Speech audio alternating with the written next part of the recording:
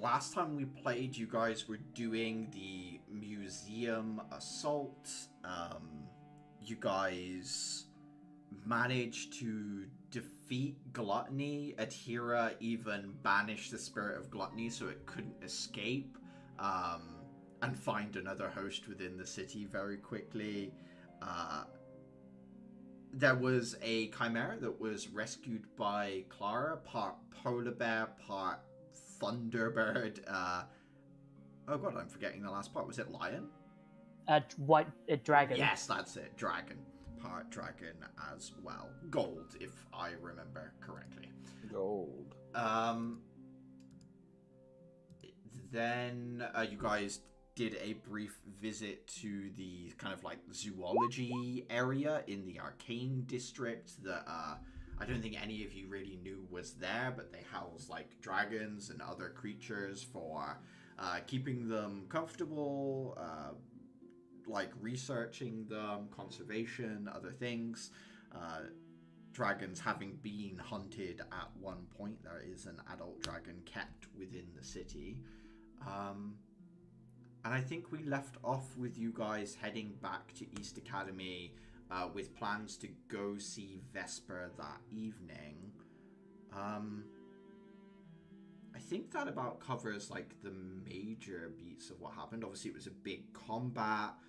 Caliban was right in the thick of it at the front of everyone with Axel.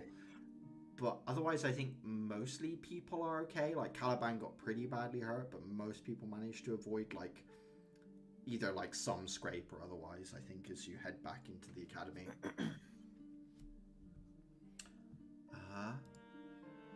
But yeah, you guys would be dropped off by kind of, like, gunship into an area of the academy that you've not seen used for this before, but is quite clearly left open for these, like, smaller ships, like the one that transported you to the zoology area. As you step off, it kind of kicks up into the air. There is a rush of wind that pushes a bunch of leaves off of different trees and sends them scattering in different directions.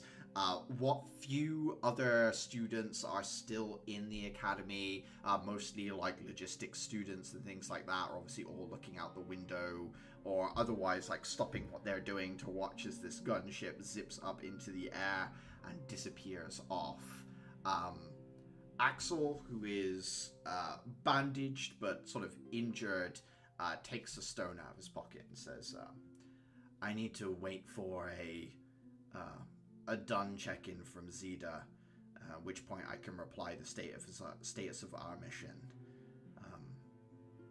I'm going to head to the infirmary first. Does anyone want to join me, or you can head back to the dorms otherwise? I think I'll head back to the dorms. Thank you. Nuts. I'll be in the dorms eventually, just in case we're needed for anything further today. Sorry, I'm a bit salty. So Axel is going off to for a meetup with Zeta for a status report? He's got a like sending crystal on him in order to keep in contact with Zeta. He has nothing to send to her, so he will wait for her to send to him for him to reply, because it's obviously single use. Mm-hmm. So he has gone to the infirmary, and then will join you in the dorms, unless you want to come to the infirmary as well. I think David would let himself get like another checkup. I think he also take like the odd hit.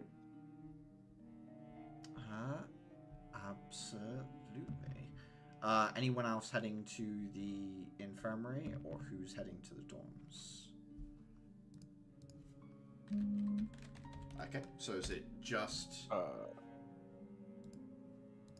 might go to the workshop. Heading straight to the workshop, yeah. Is there anyone in particular you're looking for, or anything in particular you're looking for? Who's available? Heading in there... Last account I had, most of them were gone. Yeah, when you head in there, it looks like there's a couple of Year 3 workshop students probably working on personal projects or other things like that. One of them has what appears to be like one of those disc-based robots, but something a bit more complex than like the Robot Wars Club has. And he's got rigged up like pneumatic tubes and other things that he's trying to get working. And then there is a girl in there who has several crystals kind of threaded together with a material you've not seen before, kind of similar to silk. But like a bit more stretchy, I would say. And she's doing some sort of like, it almost looks like a ghillie, like, is that how you say it? You know, that's one of those words that I've only ever seen written down. A ghillie suit, where it's like a camouflage kind of like... Ghillie suit? Yeah, ghillie suit. A ghillie suit that has like crystals kind of woven into the camouflage, basically. Those are the two people in there. It's completely empty otherwise.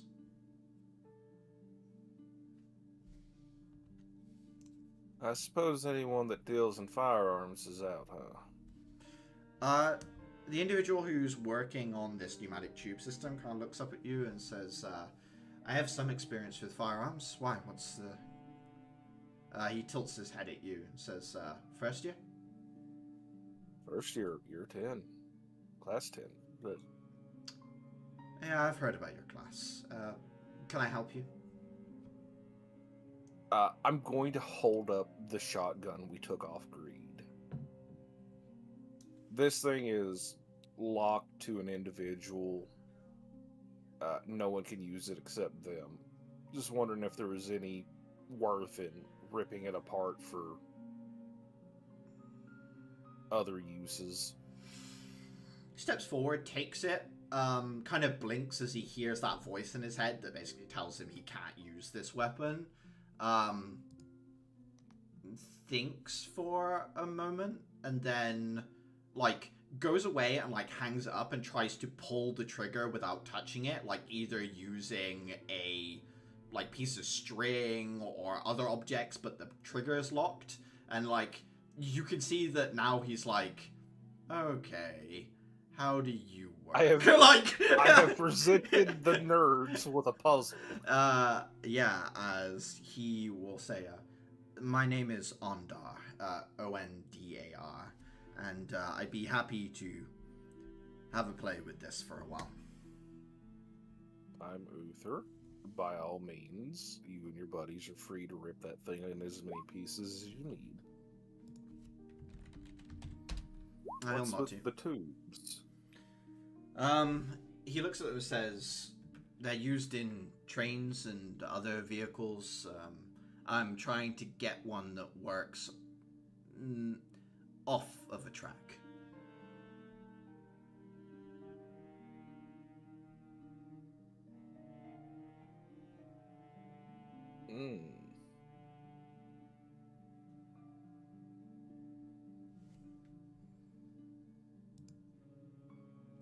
But I presume you've already looked at a train manual for this, then yeah. He nods and says, I need to work out how to make it work with legs. And then, like, he pulls, like, a trigger, and you see little, like, clawed grips at the end of the legs, and he says, once I realized I wanted it to work off of a track, I realized maybe I wanted it to work on walls as well, and now it's just spiraling into other different things, but...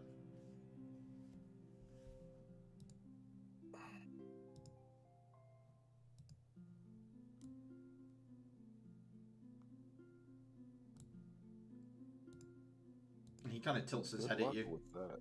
Yeah, well, this will be a nice distraction anyway. I've hit a bit of a wall for a while. Fair enough. I probably need to come back here and take notes on the robot class, don't I? Yes, later. Gives you a thumbs up and says, well, have a nice evening. Yeah, you too. Don't get kicked by the robot. And I'm going to back away from that table before something breaks. Yeah, it's like, it kind of looks like 3 spiders' legs, and it's like hoisted up like someone would an engine block with chains, and they're like dangling there with just thin filaments of crystal connecting it back to this disc that is covered in a material to prevent people from accidentally touching the disc at the moment. So it's like it's kind of like cling film wrapped disc, so that if anyone tries to touch it, it doesn't like accidentally kick. But you can still see that like some of the pneumatic tubes are like half compressed and other things, and occasionally they like twitch on their own.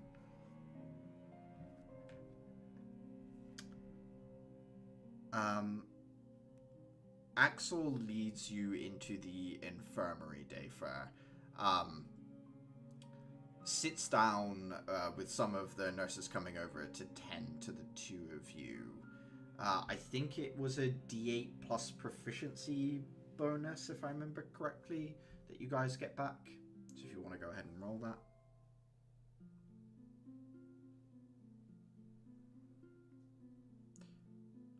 Plus proficiency. Axel There we go. will look at you, Dayfair, and say, I have obtained permission for you and your class to stay out beyond curfew tonight. Mostly because there's no other combat student here to complain, but also because these last few missions have been difficult on you all, I know. Spending some time unwinding with Vesper, I think will be good for you all. Oh, that's a relief. I was honestly wondering how we managed otherwise. I think this would be betraying some sort of, well, saves us the Saves you like sneaking difficulty. around. Yeah. It's the effort of like figuring out how to sneak in and out. He says to you, Vesper is in charge, of course. If she says jump, you say how high and all that, but otherwise just have a good time. Aye, sir.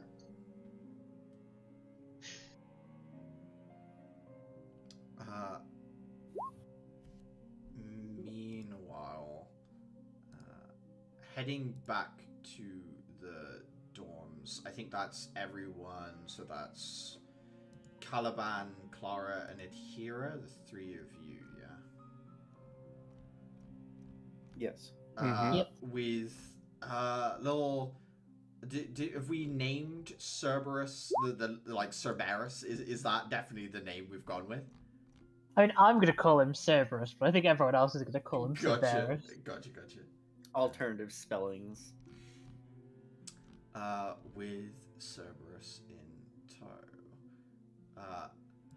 When you arrive, Liliana kind of jumps up and then, like, excited to ask you questions, and then this mixture of three different predatory animals comes in through the door beside Clara, and she, like, jumps kind of behind the counter, and, Clara, you watch the, like, hunt instinct of three different animals trigger as like the eyes narrow and it starts bounding towards her, mostly playfully, as she panics and runs in a circle as this chimera like bounds after her.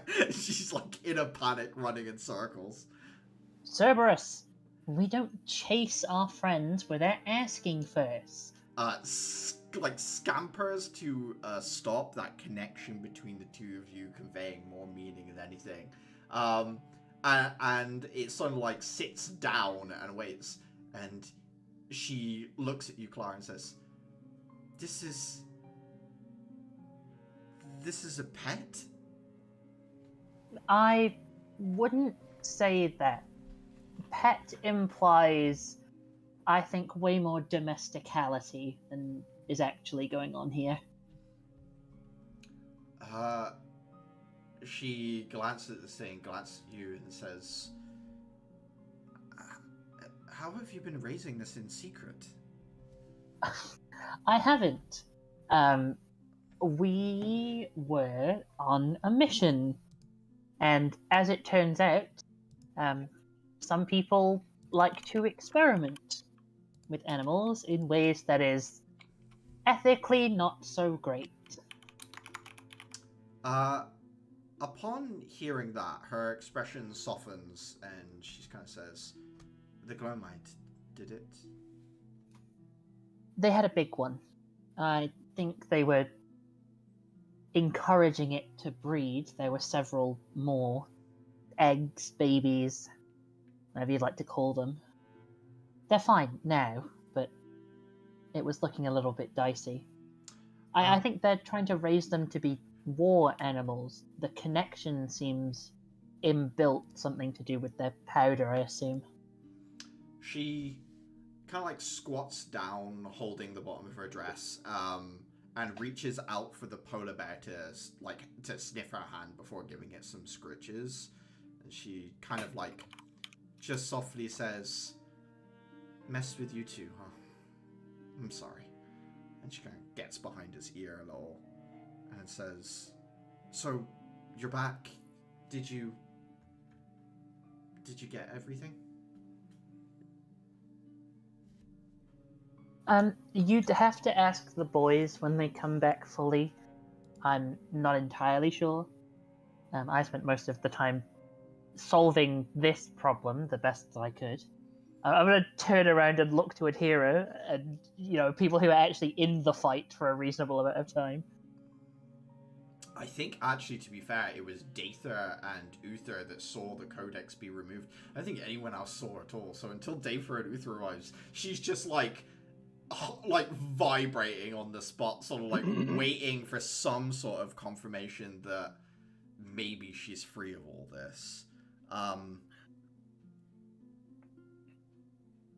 I think Axel would see Uther on the way back, so those three will be heading back together.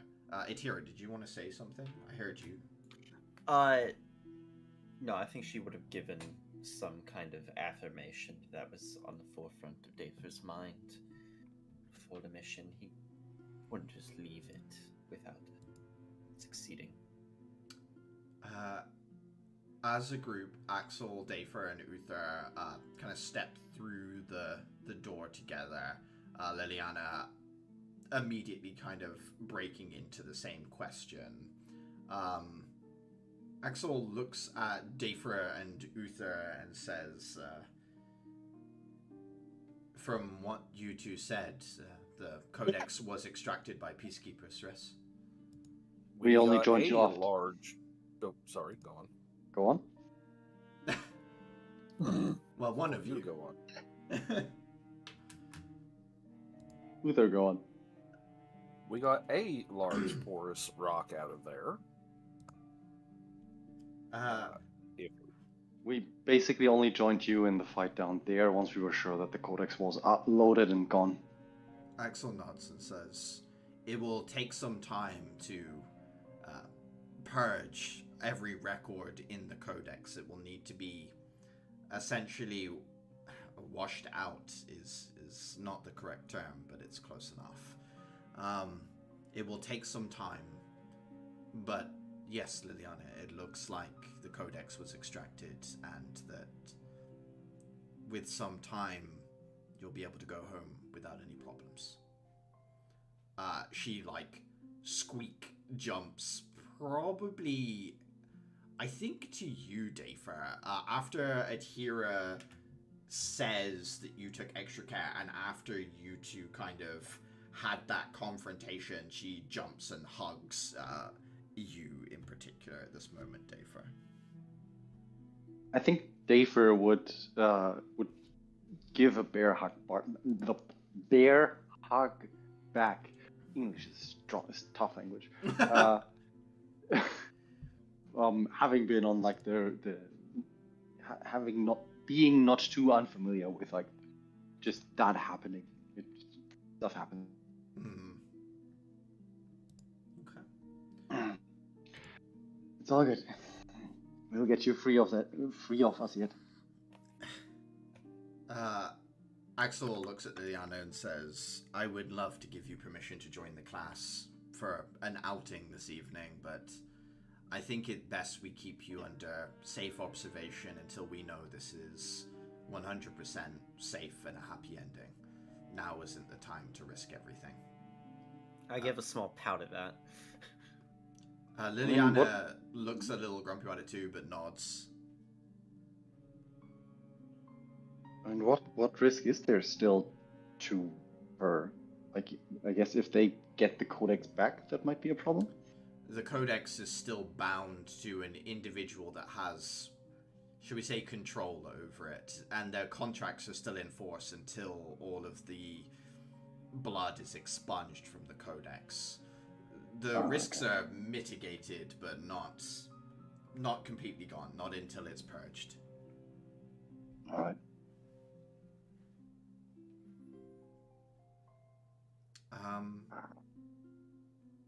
Axel would sit with you guys for a little bit until eventually he kind of perks up and says, message from Zeta received. Their mission is complete as well. No hang-ups, and I've given our report too. I will go and tell the rest of the Fjordis family in person what has happened. You are all free to do as you wish this evening. You did good. Sorry, I mentally blanked for a second. What did Zeta exactly accomplish? She was on Just that bit. She was on another mission as well at the same time as you guys, right? Like you guys were doing it in parallel. I can't remember which one it was exactly off the top of my head. I think it was a warehouse of weapons, I want to say. You guys did the house and the train station. Yeah, so that is what has been cleared out. Yeah. You're all free to do as you wish until heading out that evening. What do you want to do?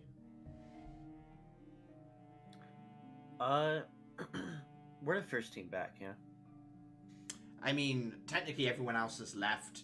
You're the only team here, is the answer to your question. Not back. You're the only team that remained.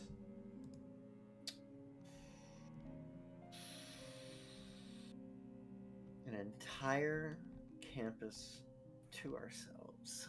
Almost to yourselves. Whatever you're thinking. Whatever you're thinking. Yeah? No. I'm gonna go to the garden and just kind of decompress. Play my own music over speakers or whatnot. Just tend to the plants and be by myself. While you are there, you receive a sending of your own Adhira. I will DM you what is told to you. Okay. Oh no, the sleep rage. Do you want me to react in a certain way vocally to like sort of make the party feel uneasy or excited? I think that you won't be able to hold in your reaction.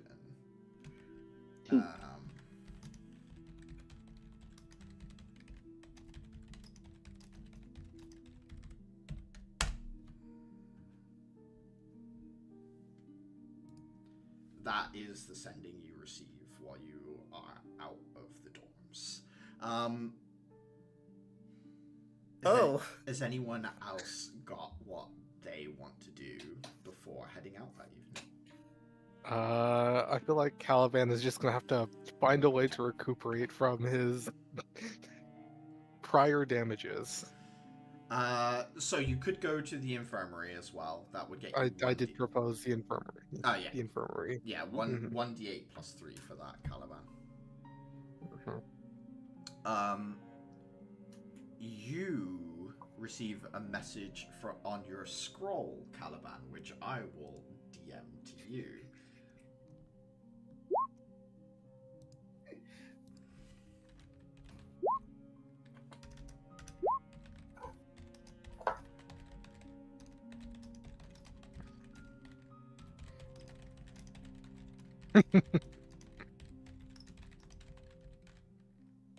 Let's see. I'm waiting for the DM. Waiting for the DM's D.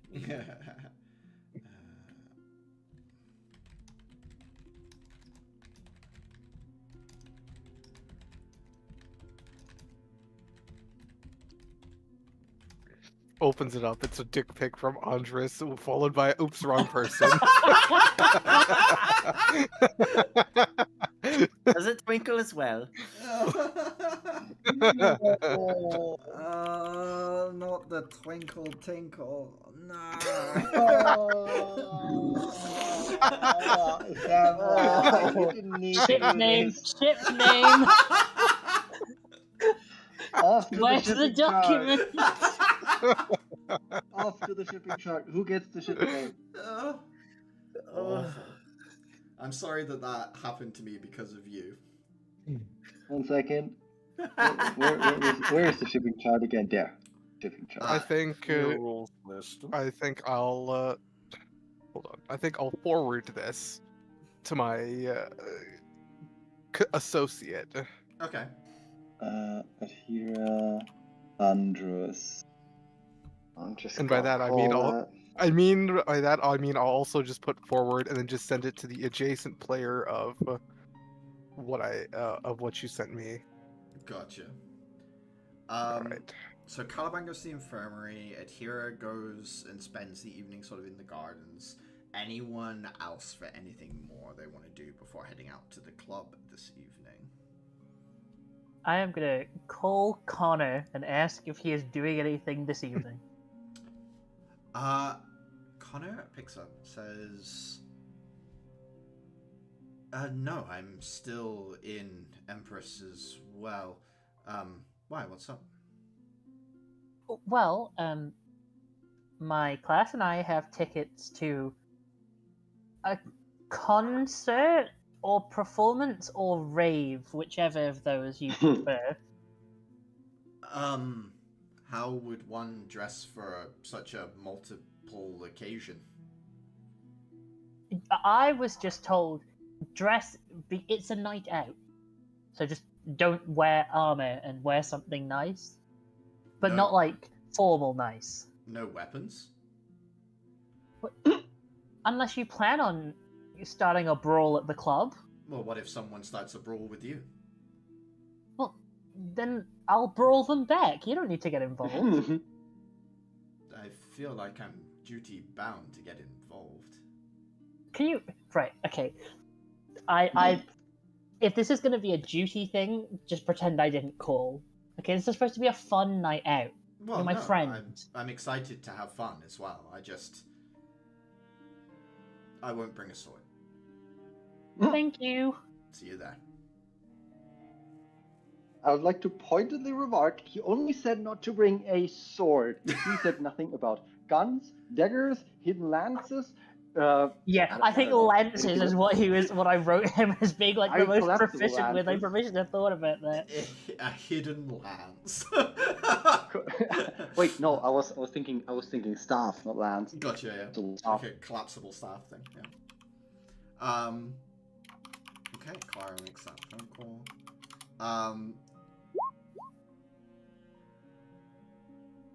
Was there anything from Uther? Uther's relaxing. Just like on the sofa? On the sofa with a book, just...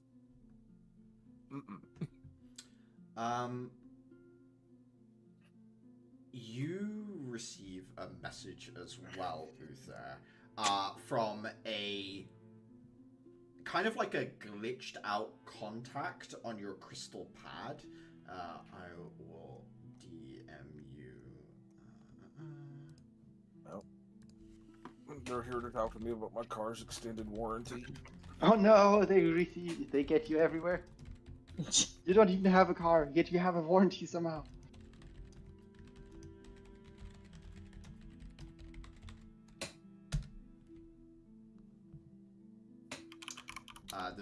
The message you receive, Waldorf, is gone from your crystal, and the contact that is already glitched disappears as well in the next 5 minutes.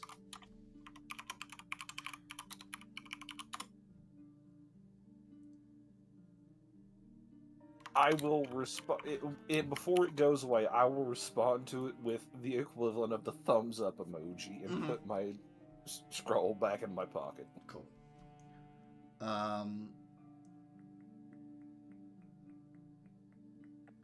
that leaves Dayfer. Anything you want to do before heading out that evening?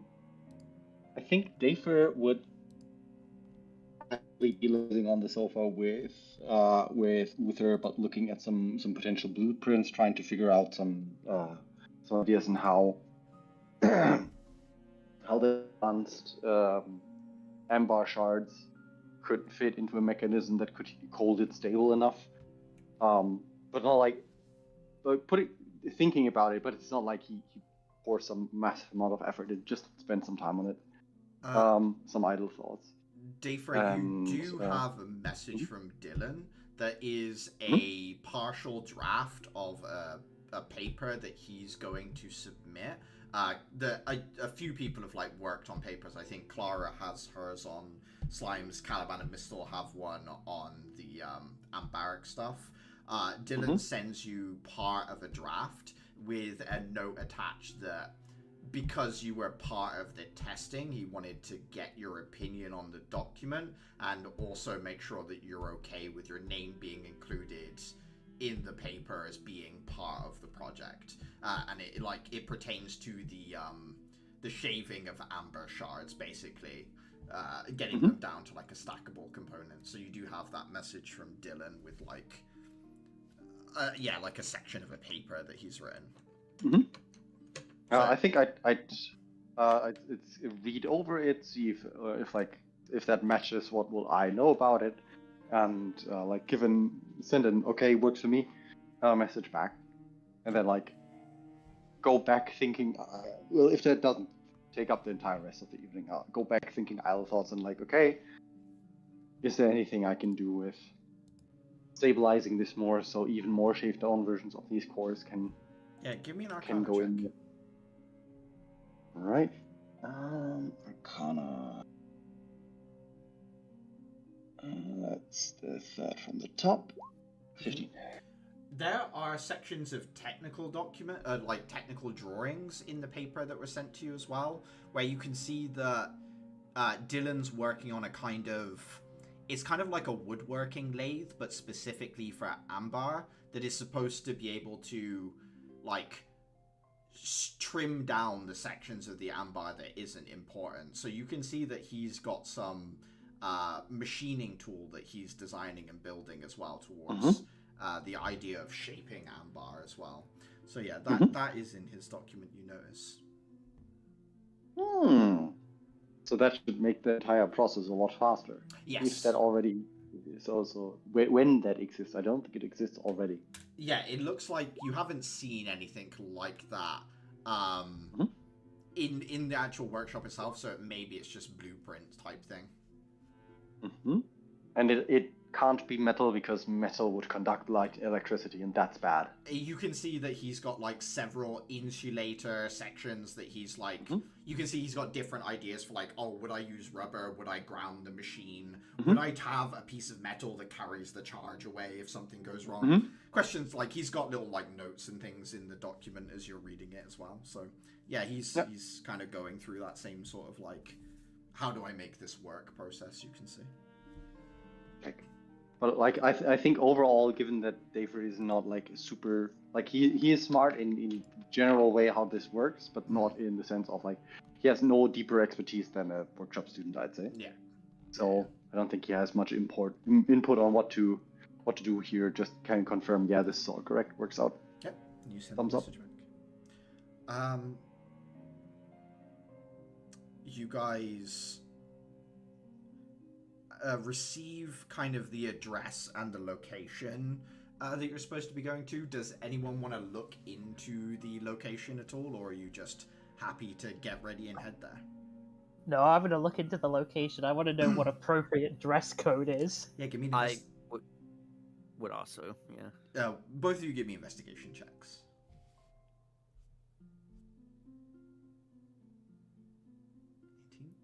Where are you at here? There you are.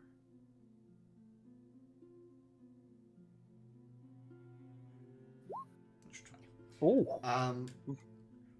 Clara, you see that this is a place where a lot of local music is played. it isn't as well known as some of the establishments that are like closer to East Academy. It's a little bit further out, kind of where the the warehouses were, near-ish the one that you raided, but like a couple of blocks over, basically, Clara. It looks to be what I guess I would describe as like a bit of a dive bar in a sense. It's got some like grunge rock vibes to it, I would say, Clara. Adhera on a natural 20. You are able to see it is a venue that is more beloved by locals than people visiting the district, which I think from your point of view is probably usually a good sign. It's got a bit of a rough reputation, but you get the impression that that might be what they put out in order to dissuade a bigger crowd. You think that this might be like a smallish venue, as far as you can tell. That's sort of what your investigation turns up. I don't know if there's any specific question that you had about it as well. How much time do I have before? Like, enough to go out and get an outfit? Yeah, you could definitely go shopping if you wanted to grab something for her. I think she'll do... I was about to say grunge, but like this is still her first foray into like having more than one outfit. Subdued grunge, like maybe. Yeah. A spiked bracelet or collar or something. Yeah. See how her sense of fashion turns out. You probably like to grab accessories and something like that. Probably like 30 gold, something like that, all told. Okay.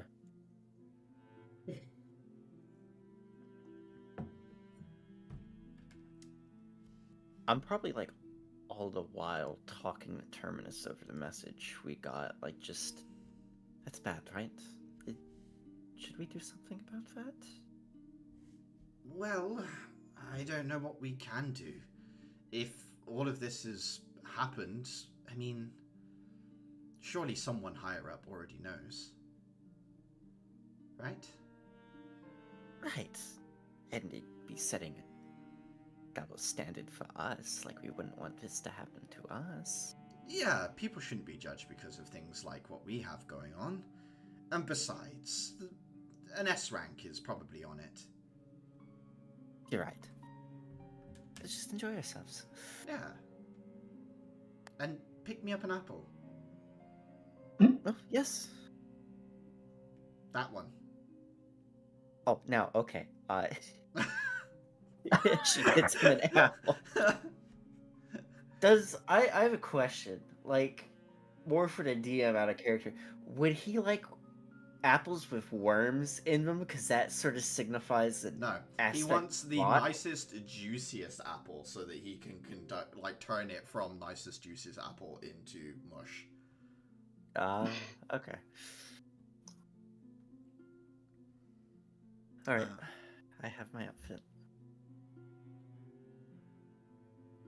You guys, I imagine Connor would wait for you guys outside the academy, so if anyone's got anything particular they want to say they are wearing, go ahead and do so. I think Connor is probably in like a shirt but more casual, like somewhere between like, is this formal? I don't know, and it is not tucked in. Like as he waits outside for you all. I'm gonna give him a wave. Yeah, waves back, still outside the gate, and says,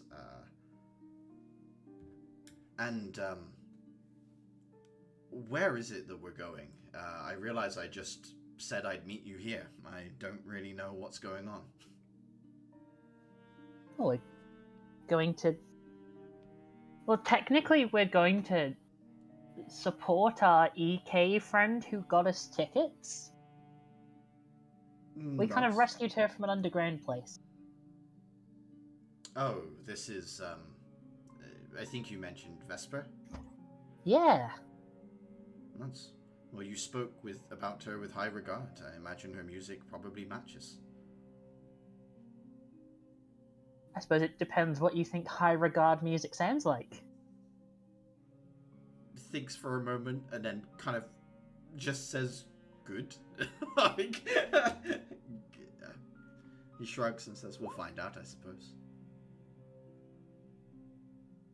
You're as curious about that as I am. Ah, the rest of the class is joining as well.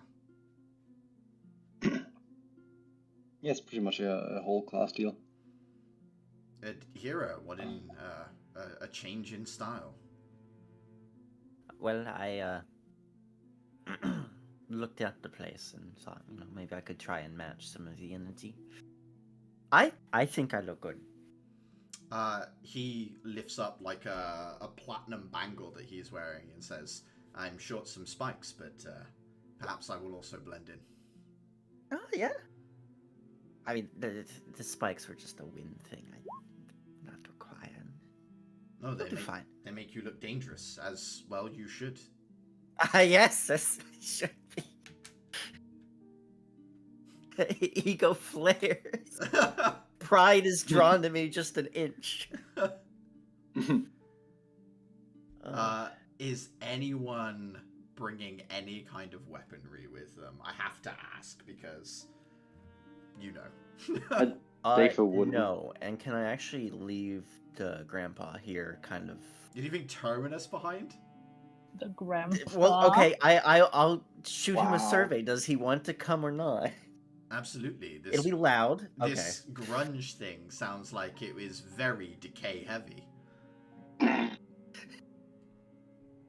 Out of character, I just know people his age, loud music. It's just complaint. His age? Eons? You know people eons old?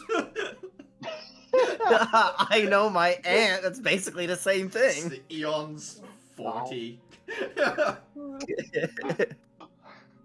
75. Look, Yeah, at that that's pretty age, old for an old elf. circles back around to be young again. It's true. Yeah. I mean, you're gonna be 80 years old and you're still like the same music you like now, so that will be grandpa music when you get there, don't worry. Nightmare. Round, Oh, no. It's already Grandpa happening to me. music. All my shit's on the Classic Rock channel. The only thing that somehow survives is pop. But Dafer, you're not wearing gauntlets to the No, No. weapon. David, his regular outfit with normal shoes Yeah. and no gauntlets. Yeah. Because he's comfy enough and his skin to not need those. But it's basically still just his regular outfit because none of the other stuff that he has actually is appropriate. You probably don't look you won't look too out of place with the sleeveless and everything. I think you'll be fine. Uther and Caliban, I guess similar questions. Just wearing like your usual outfits, no weapon.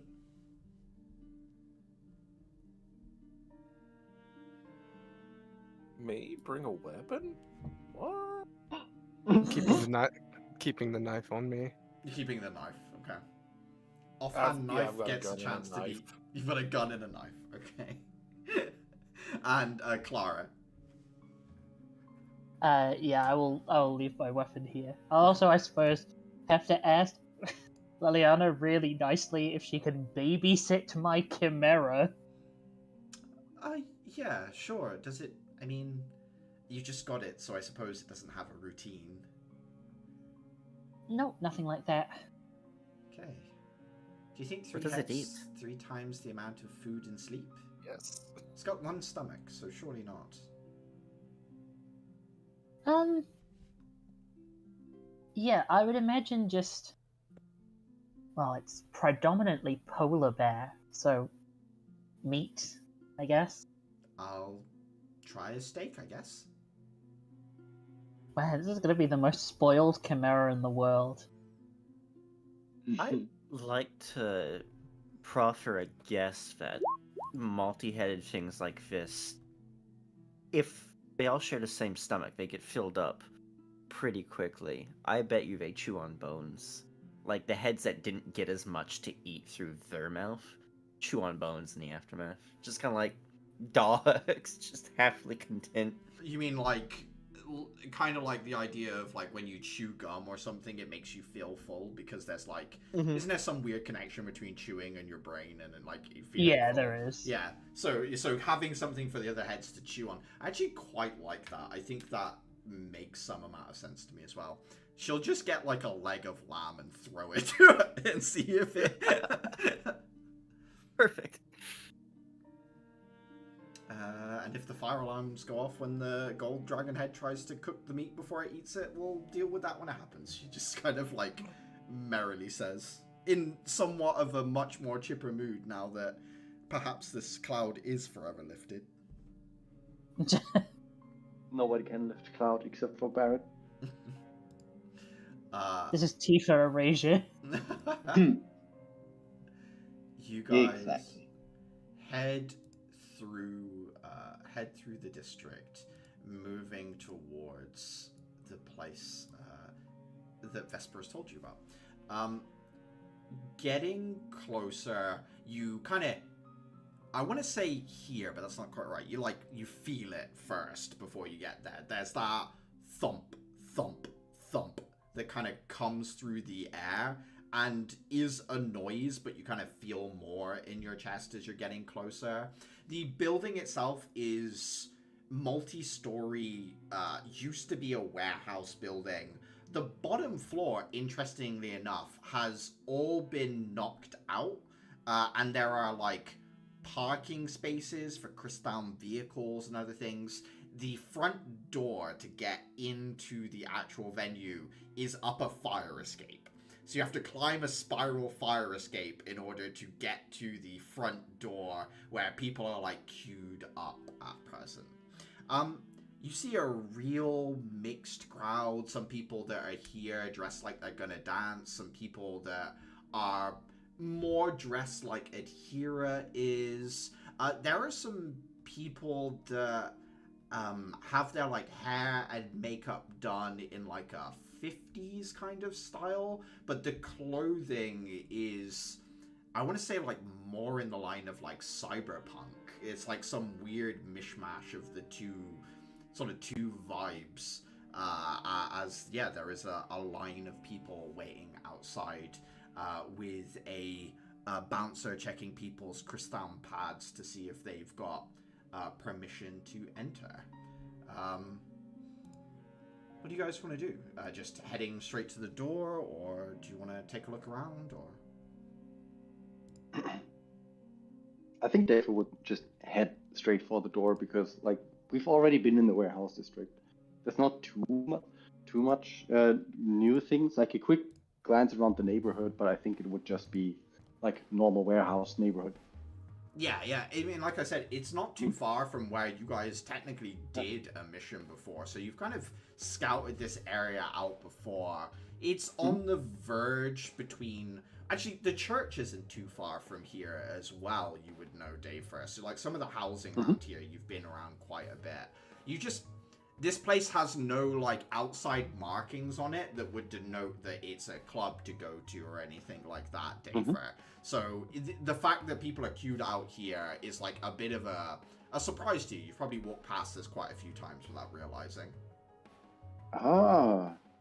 In that case, like, Dave would have this sort of, like, light bulb moment of, like, so that's what this... That is not a... Oh, well, who cares? Like, that is not according to safety standards. Who cares? Yeah. Dayfair heading up. The bouncer, who's kind of like roughly the same size as you, quite sharply dressed in like all black with black tie, checks your croissant pad and says, you're welcome to go past any of the red cordons into the back rooms or the VIP areas as much as you wish. Nice. Thank you. You're welcome. He stands aside for you to head through. He check anyone else and give them the exact same message as you're filtered through into the structure. I guess Connor has a little bit of trouble, but Clara, with you having a VIP pass, he probably wouldn't push too hard, especially with you guys all coming through as a big group. And Connor would say to you, Clara, I feel like I'm being snuck in. I mean, you're not being snuck in, you're being, like, bumped up.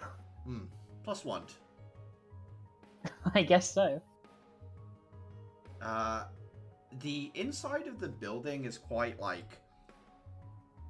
Have you ever been in, like, a building that looks quite fancy, but it's also kind of industrial at the same time, with, like, brass and copper being most of the fixtures, and yet the, like, the ventilation stuff, like, the HVAC is all kind of on show. There's no, like, coverings to the walls, so, like, the old stonework is a bit mangy and exposed, but there are, like, nice paintings on the wall as well. Like, it's like a weird mix match of what's in front of you as you're looking down different corridors and seeing different areas as you're kind of walking around at present. As you get round one of the main corridors, a woman dressed like kind of like a backup dancer outfit kind of comes up and says, are you class 10? Yes? I'm Ayala. I'm one of Vesper's dancers. She said to bring you through to the VIP area when you arrive. Is everyone here? Yeah, I didn't realize there were going to be dancers. She nods and says, Vesper likes a full show. Yes. Okay, that doesn't really surprise me. You guys are led into an area where there's like a dance floor and a stage. There's a bar. There's quite a few people in here already. There is a staircase that heads up to a sort of what I would call like a quiet balcony area, although it's not much quieter. It's still exposed to the stage and stuff like that, but it's away from like where everyone is supposed to be like gathered together, and there's a lot of noise. But you guys are led past another guard and past a red cordon and up into an area that has like, it's like there's a balcony and then there's soundproof glass, so when you enter in the VIP area, only really the base kind of is coming through, but you can come out of it a little bit and overlook the dance floor from up there. And I was about to mention that Karen Gillian does actually play Nebula, so she probably did do some weapons training. She does some sword fights and that. Never mind, so just Karen Gillian there. But there are like sofas in here. There's a big table with drinks and food out. Ayala says, if any of you want to see Vesper, you can, although she's getting ready for the show at the moment. She's in the back rooms. I can lead you through, or you can wait until after. I think, personally, I think I'll not want to interrupt her. Anybody have agree. different opinions? What was that? Sorry, Dayfer at the end? Anybody have different opinions? And then I got confirmation for Clara and Atira. So some people would come up and ask if you want drinks, cocktails, a beer, things like that. I'll get a drink. yeah, day for two, but mostly like one alcohol free. Yeah, they probably do that. I would imagine. I'm sure. Yeah, for sure. I think Connor would just take a beer as well. And then kind of look around the room at like, there are different posters up from music acts and certain tracks listed on the wall with those record discs, like the ones that, you know, like Dayford, you recognize it as more complex versions of like the animal disc that was making noises, where if you touch it, it will play like a whole song instead. So infinitely more intricate, that are like hung up on the walls. Yeah, kind of like crystal vinyl in a sense. Mhm. And yeah, it's just kind of poking around the area and says, it's an interesting space. Kind of turns and looks out at the dance floor where there's a warm-up act already. Hmm. I like it. It's a little more rustic than I was expecting. It's a bit, I don't know, eclectic. There's like 8 different kinds of sofas in this room as well for people to sit in, kind of like scattered around.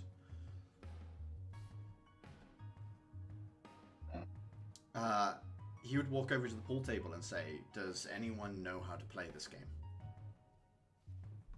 Not ever seen No. that. You'd need to tell me what it is. Well, I know it's called pool, but apart from that, I don't think I've ever played. You put the balls into the little pockets. I'm assuming more complex than that. As he like rolls a ball down a hole. Oh, well, Clara's gonna like walk over to where I presume there are like cues behind it. Yeah, absolutely. Well, you have to use this, not just roll them. You're not curling. Picks it up. Looks at it. No weapons, but good reach. Oh my goodness. He looks Honor, at, this he- is a game. He rolls his eyes and says, honestly, it was a joke. I squint at him. I'm not you, Dave. Oh, I give him an incredulous expression. He just laughs. And then, Clara, I guess he'd ask you to show him how it's played. is it like which? I always forget which version, like pool or snooker. Is this like 8-ball? Yeah, 8-ball. Yeah, closer to where it's just part all red or all black, and then not all red and all black. Or is it all red and all black? And then finally the Solid green. stripes. Yeah, I can't remember. It's all of one type of ball, then the final ball.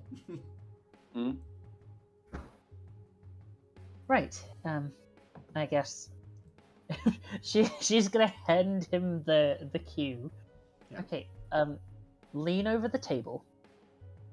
I think that he is big enough that when he does so, the table would probably like shift a little under him, and he'd be like, not sure of its construction. Okay, not with your whole weight. Right. Kind of like leans back a little more. He says, and he hands you the cue and says, show me first. Fine. She's gonna go and like set up the little triangle of balls. Yeah. Okay, and then you lean over and you pull it back and you push it forward.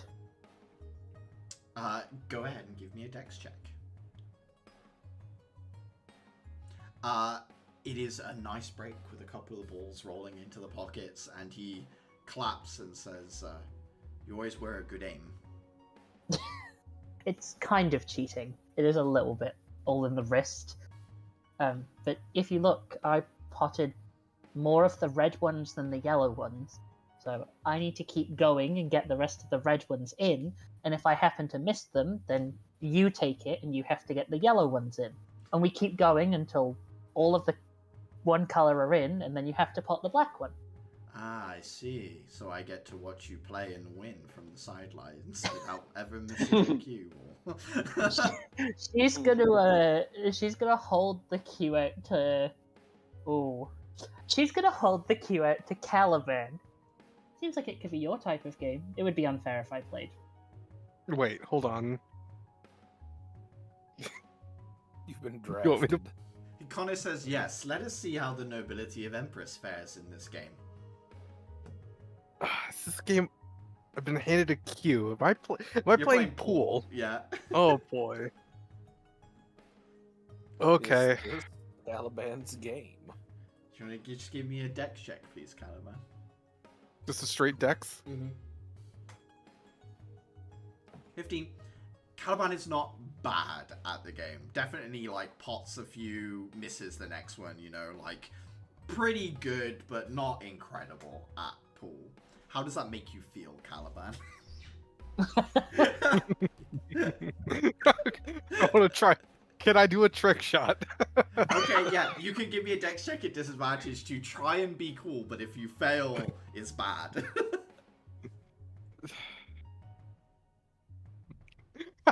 So it is a 16, but you do pull off the shot. If it was 2 nat 20s, that would have been wild. But Connor nods and says, "Okay, I think I've got the gist of this."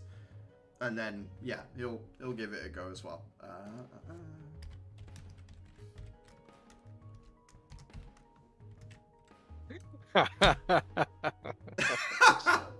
He Maybe you shouldn't have spoken Wow. too soon. He tries the trick shot as well because he's like, that seems simple enough, and the ball like ricochets, and he's just like way too much power behind it. The bonding with his shell, natural kind of physique, just sends the ball like off, careening from the pull board, and says, more measured next time. Maybe just a little. Adhira, after you finish your drink, you notice that no other staff has come up yet. Looking down out the window, it's pretty busy down there. Obviously, Vesper might be quite a known name as people are starting to like crowd the bar, crowd the dance floor. Some of the staff that's supposed to be coming up to this room look like they're kind of being drafted onto the main bar. I don't know if you're content just kind of up here waiting. You can see that there's still like some backup groups like lined up. It will be maybe an hour before Vesper's like on the stage herself. I don't know if there's anything in particular you want to do over the next hour or so. Obviously there's a pool game going on, but it's up to you. I think she'll get another drink and then split her time between continually people watching and tracking the game. Terminus will poke at you and say, "Hey, I want to ask Vesper about the mushrooms, whether they're okay or not." Sense. I'm sure we can find time to do that. Yeah, but I want to know now. Like, She's if you're getting comfy, ready. just give the lamp to someone who's more okay with knocking on the door.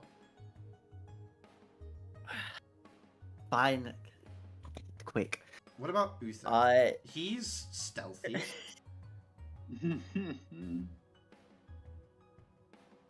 I turn to look at Uther. What is Uther doing? Drinking, Look at watching him. the chaos. He's just busy enjoying himself. Now's the perfect time to strike. And he probably won't say no.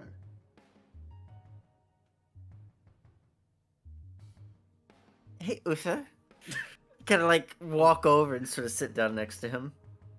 You want to do me a big favor? What are we doing? Terminus is very excited to see Vesper, and he wants someone to go with him so he can knock on her door.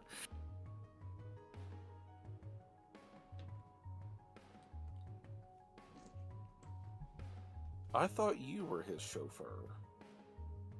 Little frog pops out of the top of the lantern and says, "Yeah, but I feel like we've never really spoken heart to heart." Oh.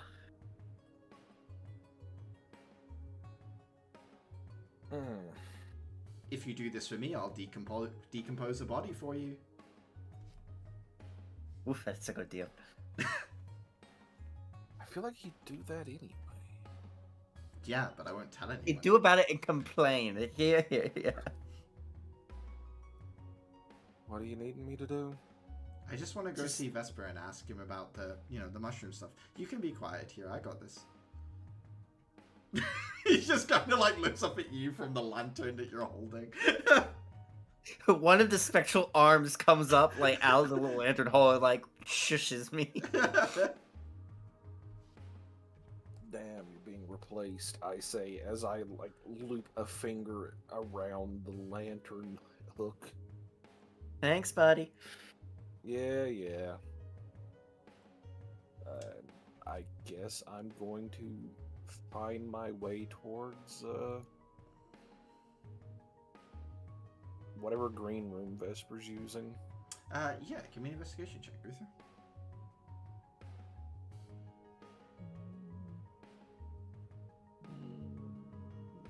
Investigation. There's a bit of bumping and jostling to kind of get through the space at this point, Uther. You kind of have to come down from the VIP area to get to the back rooms. You see... Oh, no. Not the back rooms, not the back rooms. You see that there's, like, a rather exhausted-looking doctor who's at the bar that you kind of jostle past, and you can tell that maybe they just stopped in here for a drink after work, as opposed to, like, knew that there would be some sort of event on and had to, you know, like, everything's more expensive. Oh, and they're just, like, sat at the bar, like, what have I got myself into? You end up getting directions from a guy with, like, a huge handlebar mustache and, like, shaved side of the head, blonde highlighted hair over the top, kind of like emo style.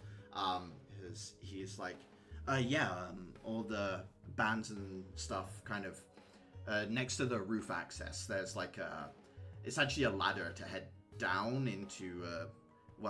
Just use the ladder. Thank you. And yeah, you see where the roof access door is. There's like a second fire escape sort of like label over that door, and then there's a ladder, and then just painted on the wall is the word bands with like a down arrow that points down the ladder. Heading down, I assume, and following that, there are several doors down here where like different acts can wait behind. As you get next to the door that is like labeled for Vesper, you do overhear a conversation or like words being exchanged. It sounds like the backing dancer and Kathy are having a conversation through the door, and Terminus goes, "Wait, let's spy on them." I see why you two get along so well. Nods. Come on, I chose you because you're stealthy as well, and I thought that maybe between you and I, we'd have the best rapport like Adhira and I have. What is the discussion back there? I assume it's just getting ready type stuff. Give me a perception check.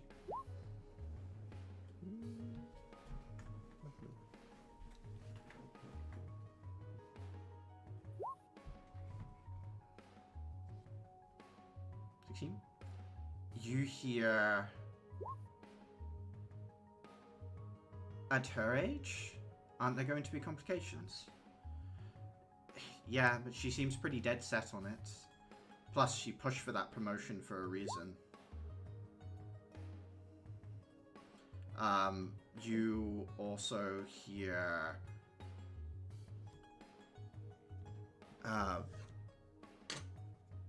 why did she take the commission so far away? And you just hear Kathy reply, personal reasons, I think. Well, and you hear the backup dancer say, well, no kidding, considering what you've told me. That's all personal, but I still don't understand. And you hear Kathy sigh and say, I'd rather not get into it too much. Let's focus on the show.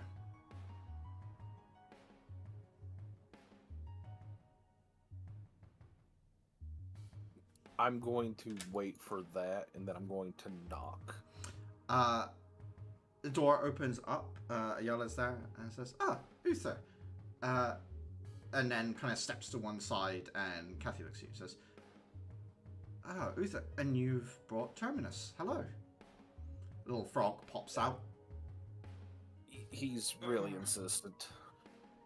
And what can I do you for, Terminus?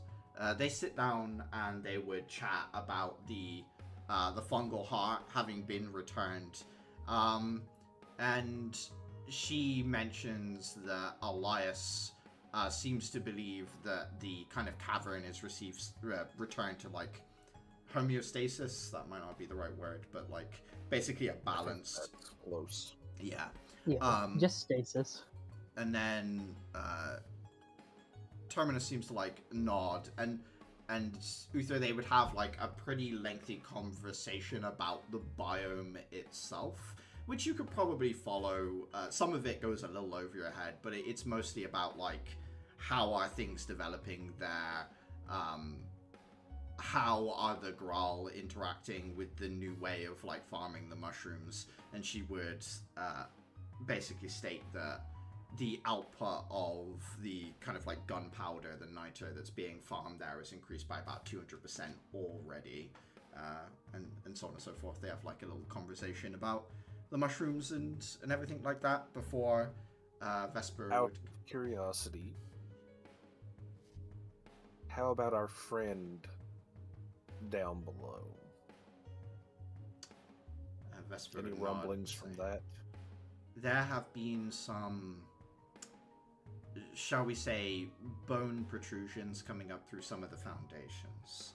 I believe these are scouting feelers. Not a danger to anyone, but we've begun, shall we say, pruning them where we can in the lower caverns in order to make sure that it doesn't get too much information. That said, its activities have stilled. There are no patrols of entities of any kind, just these sort of feelers.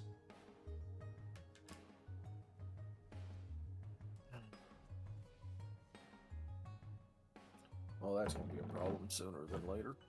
Eventually, but I've still got time to give my presentation and try and get the funding for a more thorough expedition to head down. I hope that goes well. The others are excited for your show, you know. Good. I am excited to, it's been a while since I've been on stage, but I think I remember what I'm doing.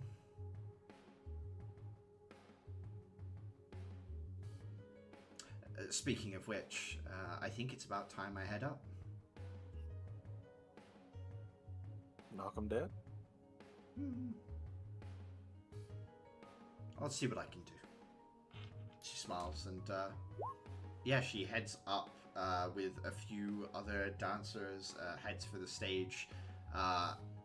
As she walks into the room, some of the, like, bouncers and security push back the wave of people that lets you kind of easily slip back up into the VIP room with the lantern in tow. As she walks away, I'm just going to lift the lantern up to about eye level and goes, "There, you little worrywart." What? I mean, it's nice to know that, well, everything's in hand, isn't it?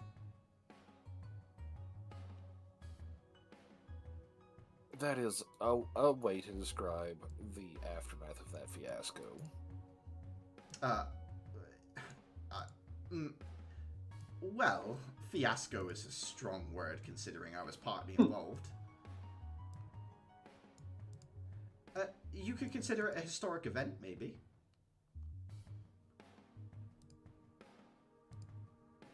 That is a generous description, I think. Well, I'm an age-old spirit that performed an action. That historic event, by definition, I would say. And you were there. You'll be in the books, my boy. Yay. I think some of the witnesses would have referred to that as a traumatic event, though. There could have been no witnesses, but, you know, Atira held me back.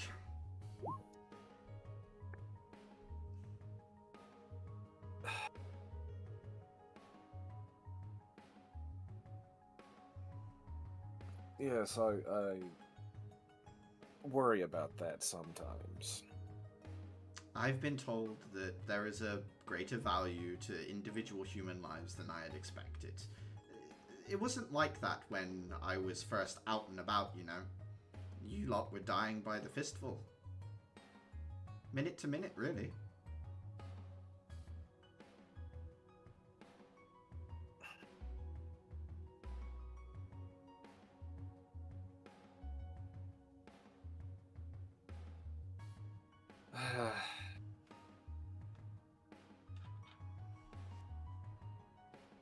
Anything you want to say to him, Uther, as you head up the stairs towards the VIP room? I, as an individual, am trying to figure out how I'm wanting to word something. Yeah. Or to him. Yeah, is...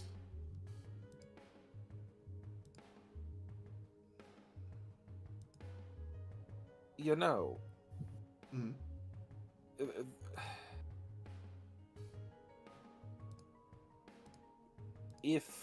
If things keep going historical, as let us say, they can and will separate you two for everyone else's safety, right?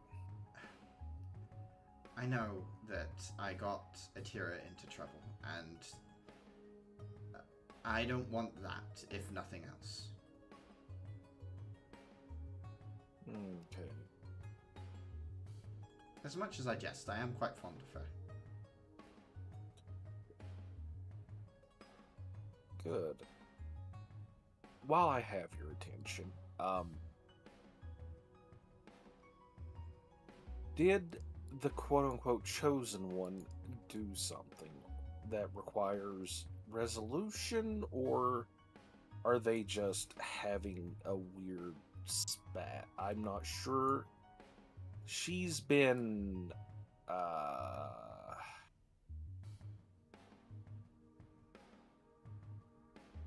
intense. Let's use intense. That's a nice word. Well, she's definitely got a lot of feelings about the boy, we'll put it that way. And the boy has a lot of feelings about her. But they both have a great many feelings about their purposes in lives. It's a bit messy, I think. Okay, so I don't need to grab the others and have a chat. Got it. And that would be funny, but no, I don't think so. She'd be Okay. super embarrassed. We'll hold off on that then. Yeah, we'll save it for a rainy day. Thoughts on the other fellow that's been at her heels? Oh, well, he's thirsty.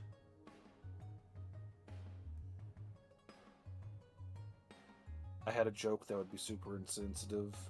Oh, was it about them being from a desert? I thought about it too, but I didn't want to say it. Okay.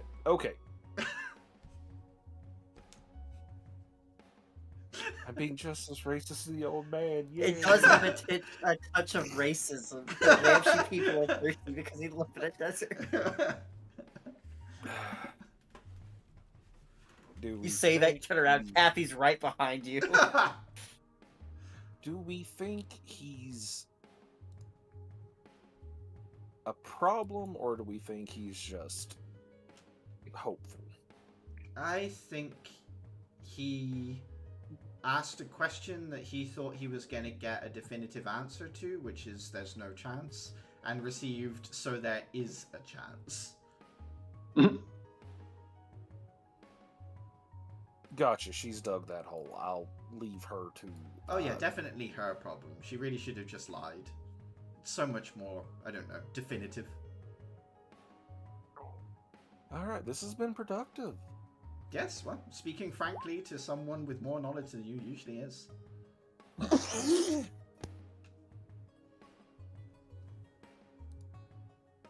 Oh, now if you're going to start offering up secrets of the ancients, I mean, I have a list of just runic interactions and general histories of the arts. That Let's get back to the party, really nerd. for. I thought so. He kind of like clambers back into the lantern, little frog head dips back down in the metal as you open up the door to the VIP room. The noise kind of washing it in briefly. I don't know, would people be like waiting and watching at the glass, or do you want to go out onto the balcony, or head down to where you can see Vesper is currently climbing onto the stage? Where would you position yourselves? I'll I wait out think- on the balcony. Mm-hmm. I think Dafer would go down, mingling with the people. This is all a very, very new experience for him. And he'd be soak it in, seeing like, are there people that he knows, that he's familiar with? How are they all like behaving here? And just what is the general, what do you call it? General kind of person that goes here, etc. Yeah, okay. Dayfrey, you get into the crowd right in front of everyone.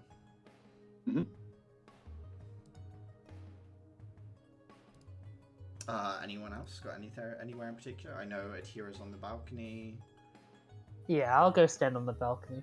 Yeah. Not really like crowds. Connor would join you there as well.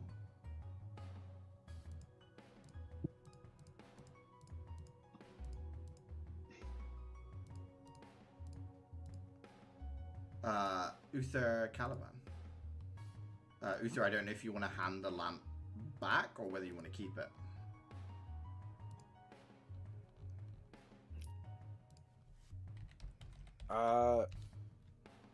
If Ed Hero starts going for it, then I'll give it back. But like otherwise, I'll just be walking around with the thing.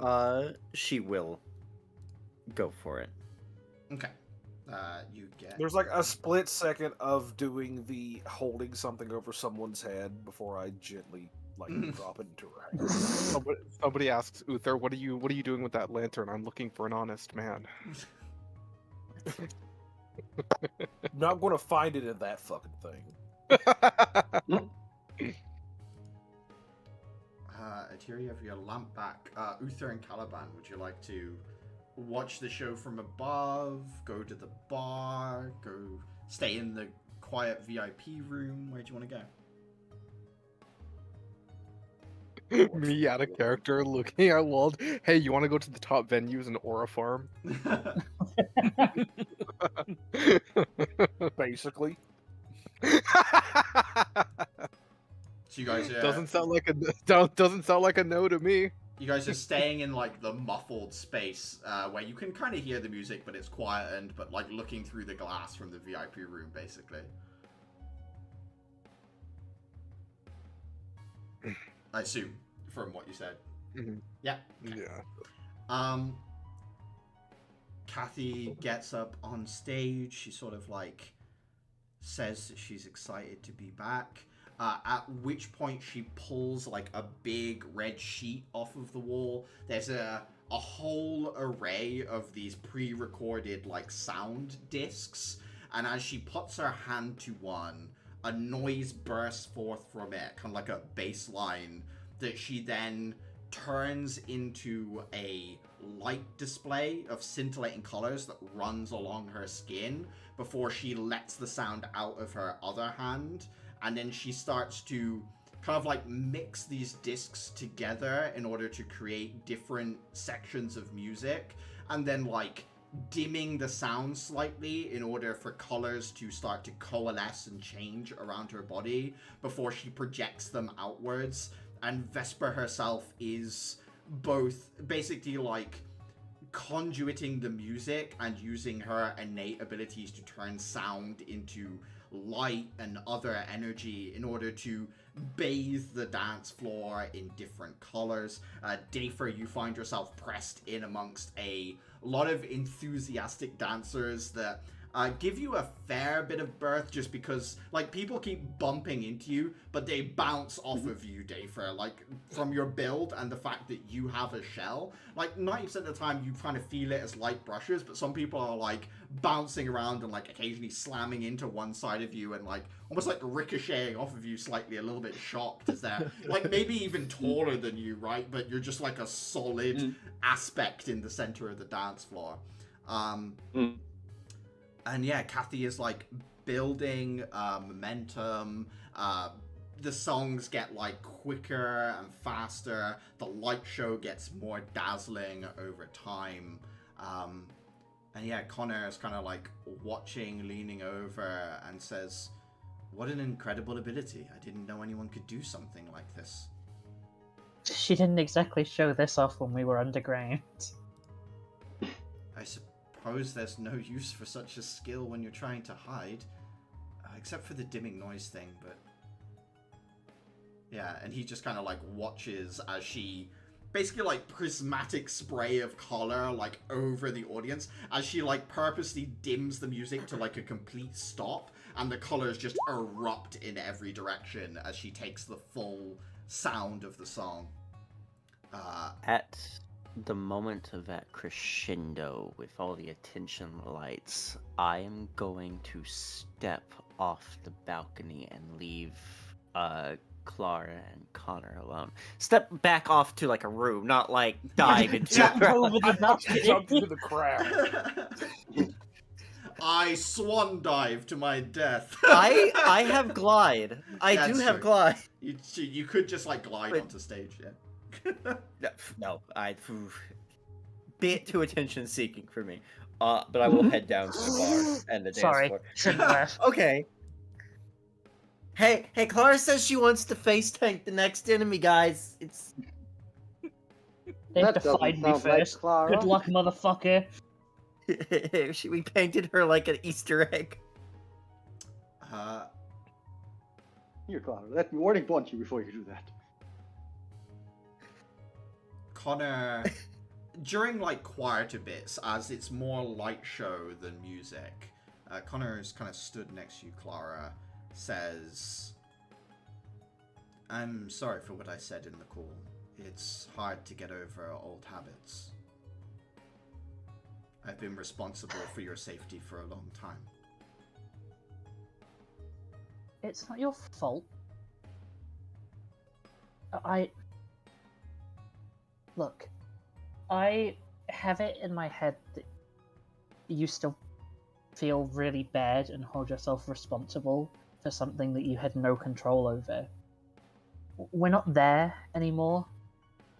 You kind of deserve to have your life back, which is kind of why I'm fighting you so hard on it. I don't want to be your new burden, to move from one thing to another, you know? I never saw you or your brother as a burden, although I understand what you mean. I do feel a little lost. This city is big, and I have had a purpose for a long time. I always knew you snuck out. I always knew that maybe you didn't quite need my protection. I guess, having heard about what you've accomplished in these last few months in this foreign place, it was just confirmation that I was never really needed in that sense. There's a pretty big difference between needing something and wanting it. My father wanted that for me. You know, we were the heirs, and I mean, he was more talented than I was even at that age, but it meant something to him that you were always kind of looking out for us.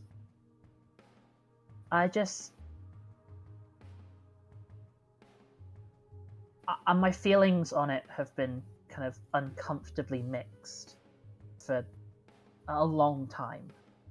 And that's not your fault. It's not anyone's fault, really. It's just I didn't really know how to handle them. And especially when we came here, I didn't know what any of that meant for us, I guess. He nods.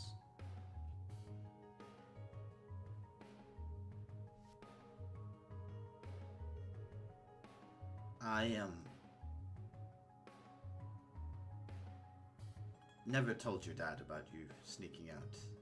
I probably should have, in terms of duty. But the truth is, I was happier knowing you were happy.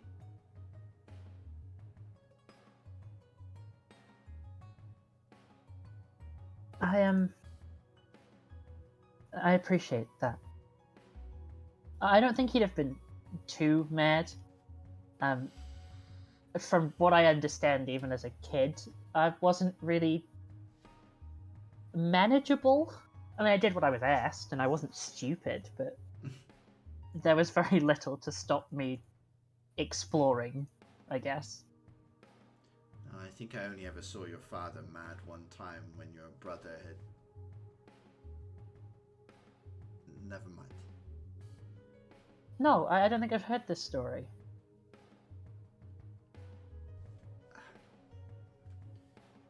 You remember the pretext Empress used to move peacekeepers into the capital? I don't think I'd ever forget it as long as I lived. Your brother wanted to call the Council of Families and make it a open conflict.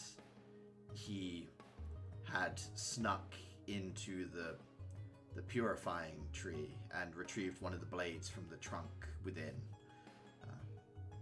It's supposed to only be drawn in times of war. He had taken the blade to your father, and your father was less than happy. Yeah, I see why. I have to admit, I thought you were about to tell some stupid story about him pulling you out to one of the balls and picking up girls together or something. He shakes his head and says, your brother was always the same as you, sneaking off on his own.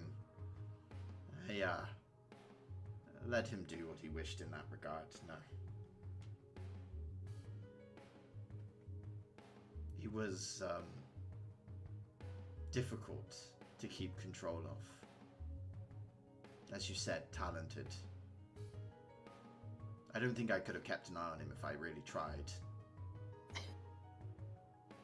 I kind of feel sorry for you, in a way. You got saddled with a very willful pair of siblings to look after. In the end, I just sort of found myself enjoying being there more than anything. I miss those days. The three of us. Yeah. I mean, I always knew they were going to change, you know. One day he'd get married off, and so would I guess. You felt sorry for me, I feel sorry for that person.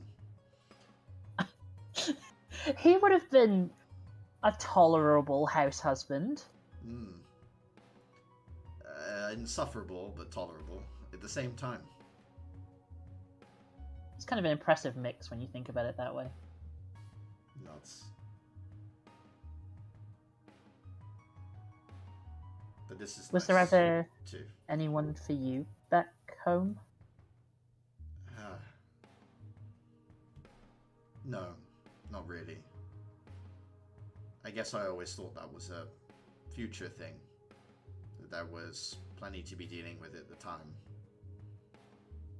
Besides, I was just enjoying the company of two noble troublemakers. What do you think? Is it a future thing? Surely there must be some nice girls at your school. I'm not sure what to think of the academy. I was confused when you first left. I thought it was another way to, I don't know, get out from underneath my thumb, in a sense, if you know what I mean. If I was too overbearing, that's why I didn't follow. The lessons at Immortus are confusing. I'm not sure the information I'm being given is entirely accurate, but it's hard for me to check what they're saying.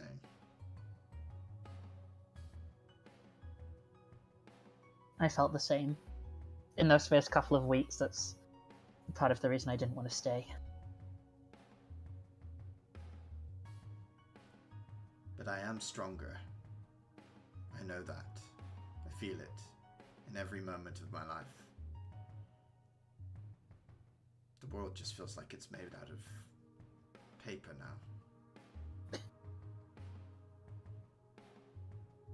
I get what you mean. That's just objectively an insane way to describe the world. He looks down at the like iron railing that you guys have been leaning on, and you can see that it's like warped where he like gripped it gently. What have they done to you? I don't know. He shrugs. I think it's just the shell. I guess, but I mean, Caliban's is aggressively weird, but it's not like that.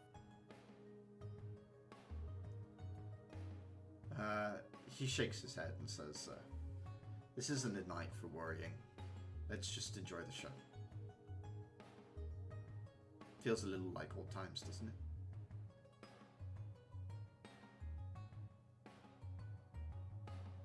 I've been in love with you for years.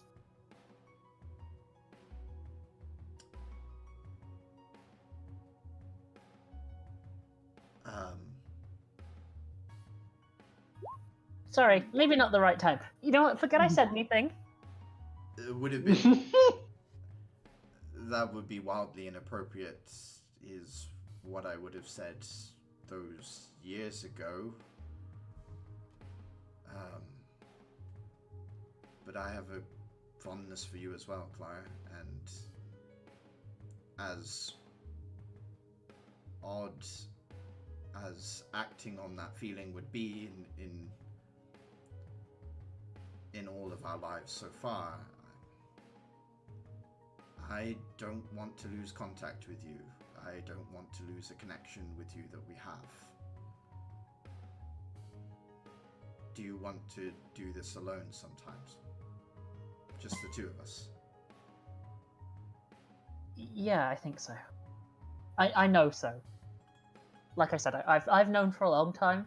I was trying to be not weird about it, and I opened my mouth and got weird about it. I'm so sorry. I think that I'm probably the weird one in this situation. I think I should be, elated and excitedly saying the same thing back, but I find myself reverting to some sort of strange sense of protocol, and I have turned that somehow into, yes, let's go on a date, which I think is pretty good, all things considered.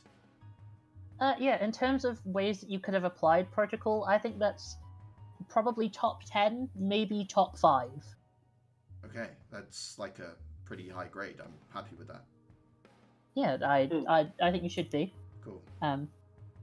Would it be okay if I asked you to hold my hand, but not break it like you've done the bar? Well, of course. And besides, we're both different together. I'm sure we'll be fine. I'm gonna have to tell Adhira about this, and she's going to murder me. I mean, I think she knew. She's already gone, but... Yeah, I noticed she disappeared. She thinks she's as stealthy as you were. Oops. He puts his hand in yours.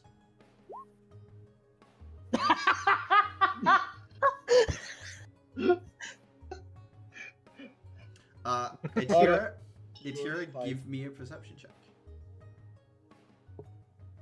Not 20, not 20, I not 20. have a Spider-Man hanging upside down watching us. Nope. Sip. You, from where you are, looking up at the balcony, you can just see that, like, Clara and Connor are, like, leaning on each other. You don't see anything else down there. As the bartender leans over and says, "You're one of the VIPs, yeah?" Yeah, invited by Vespa. She nods at Vesper, who's currently on stage, and says, "Incredible artist. You're lucky to have a friend like that." She's an even amazing fighter. Yeah, I know. She's an EK. Not many EKs dip their feet into music, really. I guess you're too busy fighting stuff, huh? You must be in EK too? Yeah. Yes, I go to East Academy. Yeah. Yes, East. She nods. She says, you've got that feeling about you. I do, huh? Yeah, the EK thing, not East Academy. Never knew that it could be described as a feel. Just the way you walk into rooms, like, you don't really care about being shot, you know? I think that makes her sort of pause and consider that for a bit. I never thought about that. So, you want a drink? Yes, please. Something strong. She would just pour you a glass, like 2 fingers of whiskey, and put it in front of you. Yeah, that'll do it. I nurse it and just kind of linger at the bar for a little bit, bobbing. The music continues. It starts to slow down.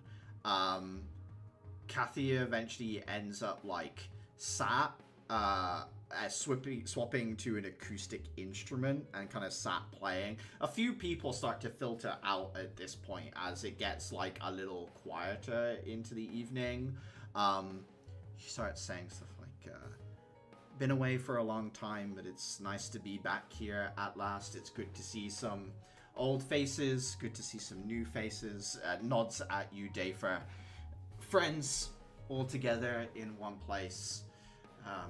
And she starts playing a song about basically like spending her time excavating stuff, old history, things like that. Like more like acoustic, almost like folky, classical Spanish guitar type stuff.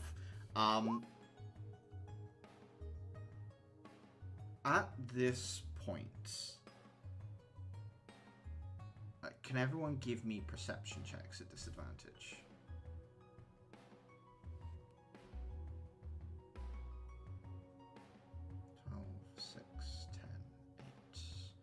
I think I'm missing one. Uther. 14. Uther, in the VIP room, with the music somewhat muffled, you hear a low droning noise, like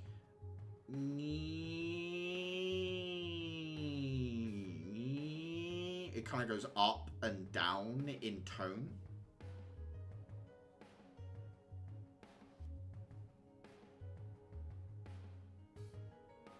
Caliban, do you hear that?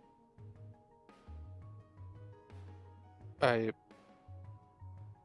hear what? Right, didn't figure. Find the others. Something's up, and I'm going to start looking for that sound. Uther, as you're looking for the sound, you start approaching the wall. Caliban starts. Caliban, would you go for the balcony with Clara and Connor, or would you? You know that Adhira and Dafer are down below, so I'm not sure which two you would go for, Clara and Connor, or Going Dafer. for Adhira and Dafer because like, this is not to spoil like. This isn't to spoil Clara's moment. I just need like 2 people that I'm familiar with. Gotcha. I'd like to clarify that I don't give a shit about your moment. It's just you have less of our team. No, he's shy. He doesn't know Connor. He doesn't want to be heartbroken. I'll break your heart. I'm missing. You can try. I'm gonna fuck Andres. Jesus Christ. Oh my god! It said you could fall for no mortal woman, but I am not a mortal woman. Pulls off mask. It's just another Caliban underneath. If you try to knock off that stupid smug look off my face, you'll find underneath is a smaller smug look. Smugger look. Did you? With the mirror. Clara, I have memories of you sending me an image of Connor, but am I losing my mind? I can't find his token. He might be. Oh, Just is use he- that one photo of me. Absolutely one? fucking not. He's in, I think, Is he in her... the dock? Is he? That's where. Yeah, I'm like her probably getting pitch confused. sheet, I think. Give me- Yeah, yes he is. I remember her. Yeah, that I think is it. Have you got it? You Jesus. can send to me in Empress. Why is he a 40-year-old man? Yeah, it definitely looks older. Fuck. It just has very, very strong beard growth. I need. Axel, wait. watch out.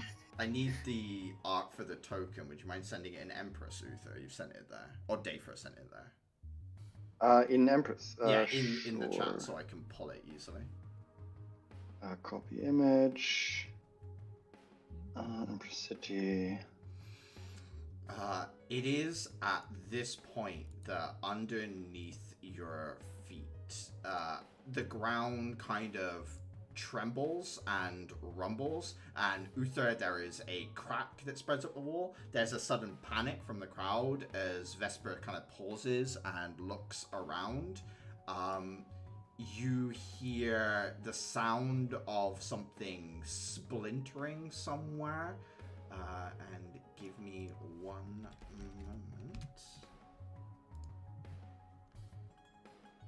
moment. Uther, give me a perception check again.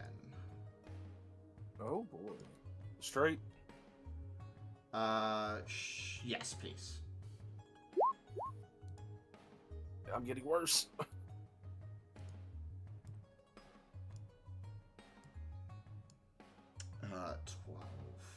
12.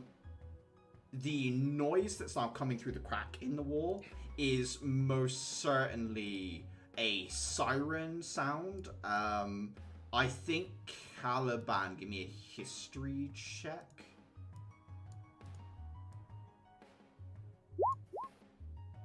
On a 9, the only thing you're able to work out is the siren that is now coming through the VIP room wall is a miasmic attack warning siren. We dealing with fucking Siren Head? But yeah, it does That's- seem to... Not an impossibility. Does seem to be the Alright. miasmic attack warning, but it's only audible in the VIP room. There's like a crack through the wall on the right hand side at present. Caliban, still heading down to where Dayfra and Atira are? Yes. Okay. At this point, I am going to need you all to roll for initiative. Mm-hmm. Ooh. Oh, there I am.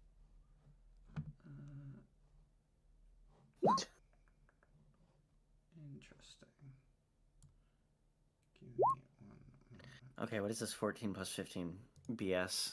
Come on. Ugh. To rejoin.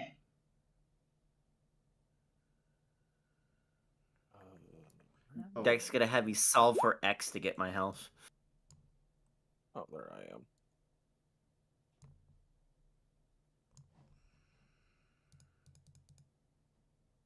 And zooming? I will roll for Kathy. No, you can't make us go back. We won't go back.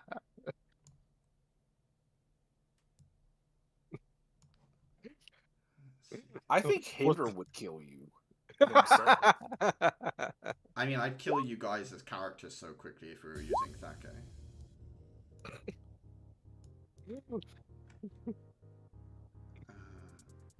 The future, the past is back. And it's pissed. Oh no.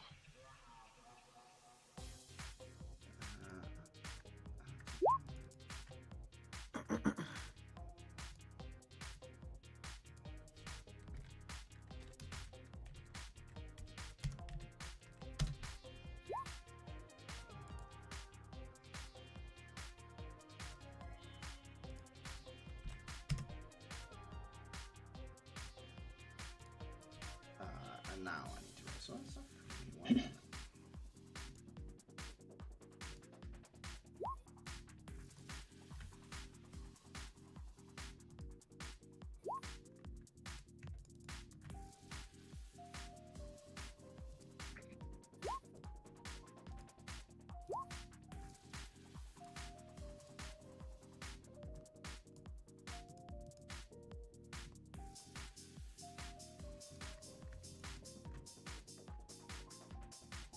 Oh man, this is gonna suck. I didn't bring my sword. I mean, imagine not having class features. Kathy suddenly stands up and says, "Everyone who can't fight to the VIP room."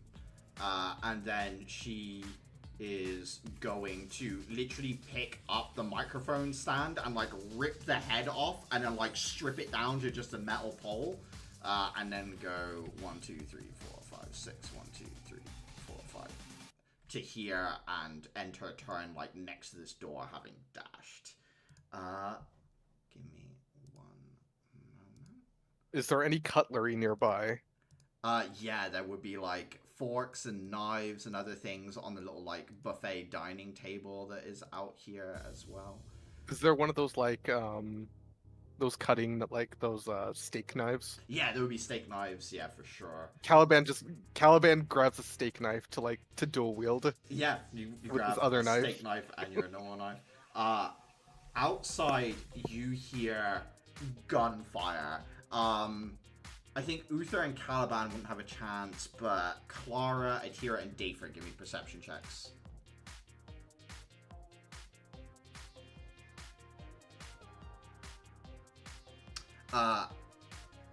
Dafer, you recognize it as a advanced Sin weapon.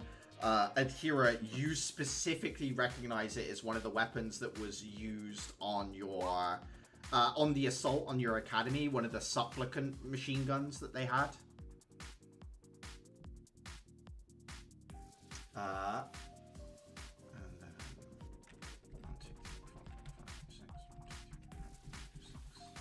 4, 5, 6. Quick int check. Yeah. Or I guess just sort of, but Sin isn't like completely against us, right? Like they also go against miasmic, right? You're mercenaries. Sin are mercenaries. Okay, so this may not be that bad. I respect your outlook here. As a player, Very I'm thinking optimistic outlook.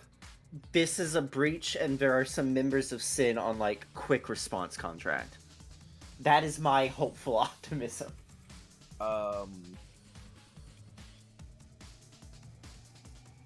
I think my option right here is I'm going to message Axel. Do you have a way of doing so? And- Oh, using your...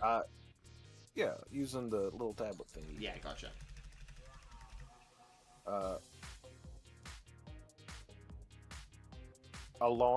Sirens at club.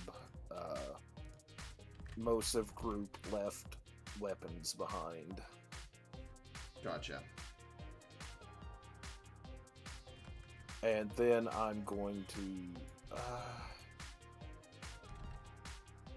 I guess... I would have heard Kathy from in here, so I'm going to try to help get people organized in this area. Yeah. Give me 1 second. So you can use a bonus action to direct a group of people to move. It has to be like one specific group. So like, think of it like a burst of like if you target one square, it's everyone within 5 feet of that square, so you could get the people by the bar or the people kind of around Dafer, and then tell them where to go.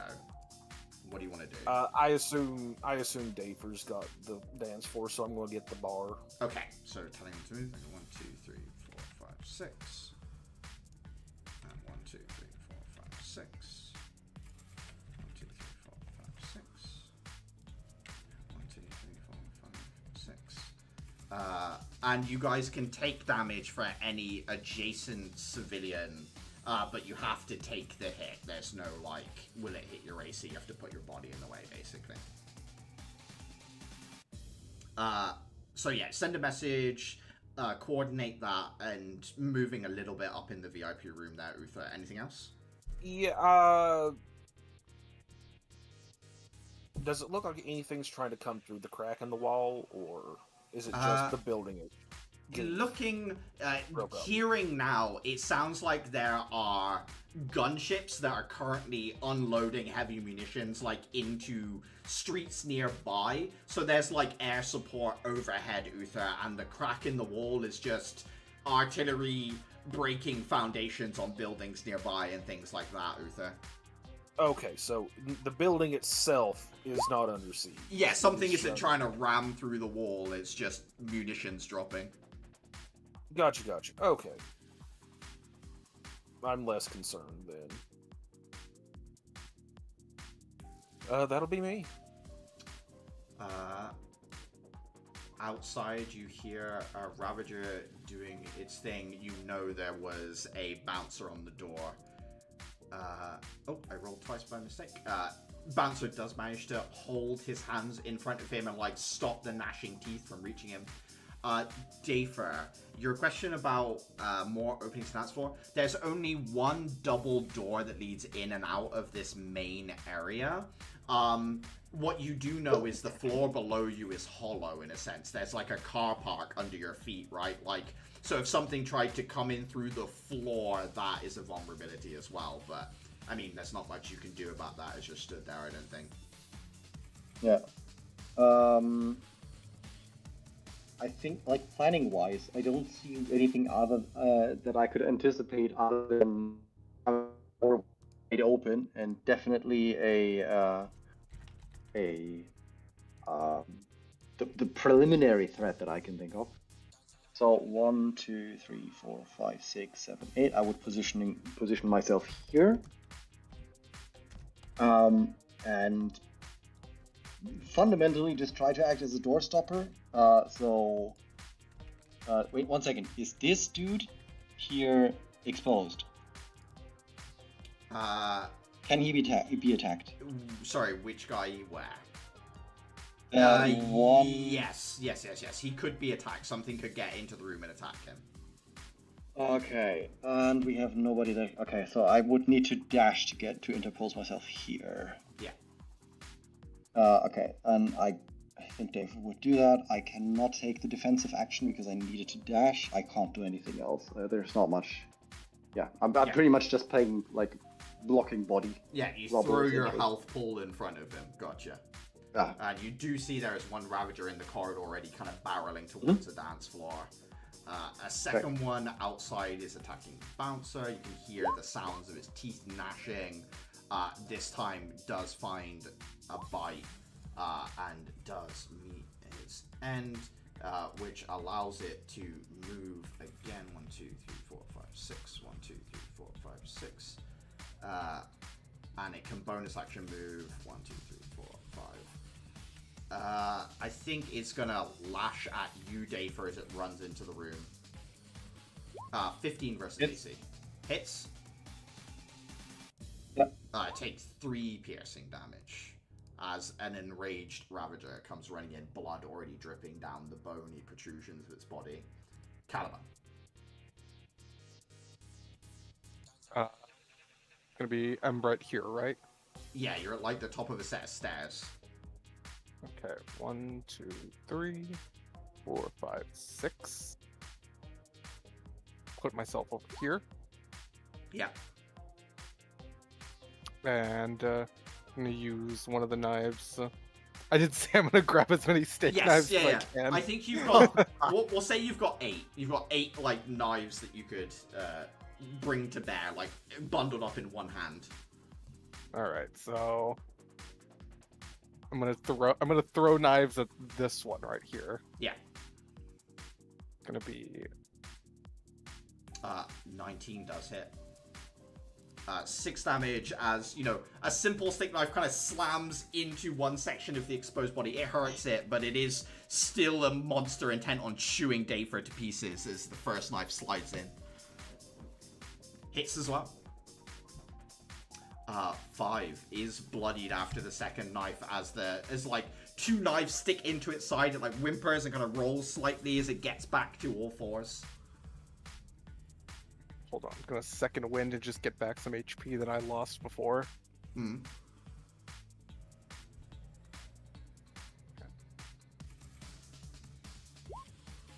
Good enough.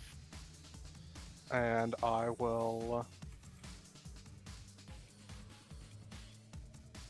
Let's see. I'll save my action surge for later. Okay, just second winding after the 2 knives hit at Hira.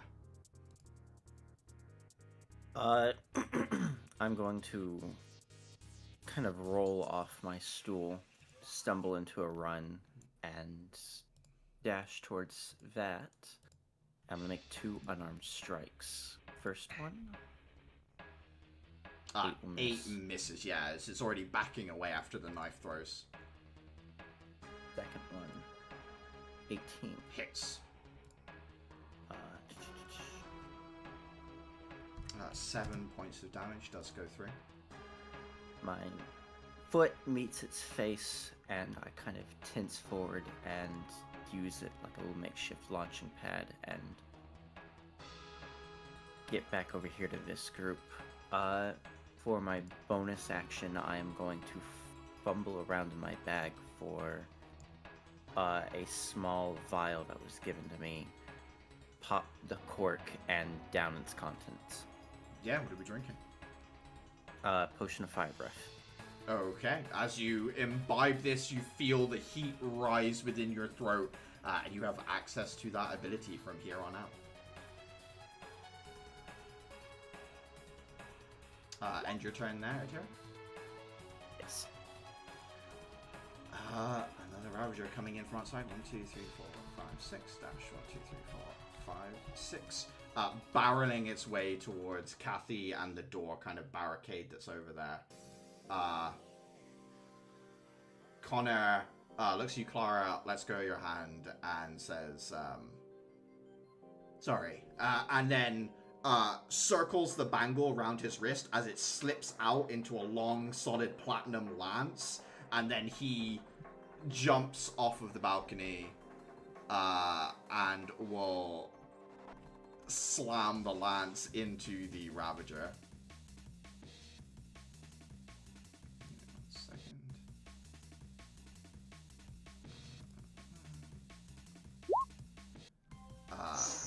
23 hits for 18 points of damage as it just gets absolutely skewered on the end of the lance. And then he will move to kind of fill in the line here. Outside. Jesus.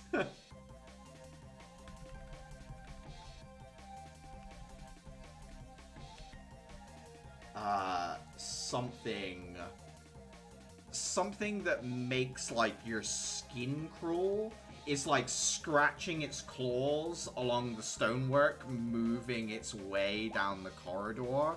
It's got this like chalkboard natural predator feeling to it as it just like scrapes its claws along the wall almost purposefully as it's on 2 legs moving. Clara. I'm going to spend my bonus action to direct this crowd to actually move out of the way. Yeah, 1, 2, 3, 4, 5, 6 as they come down.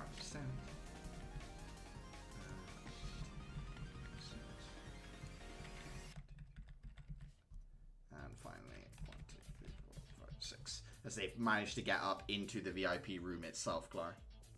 Lovely, and I will spend my action to aid the death ball. So, Dafer, Connor, Caliban.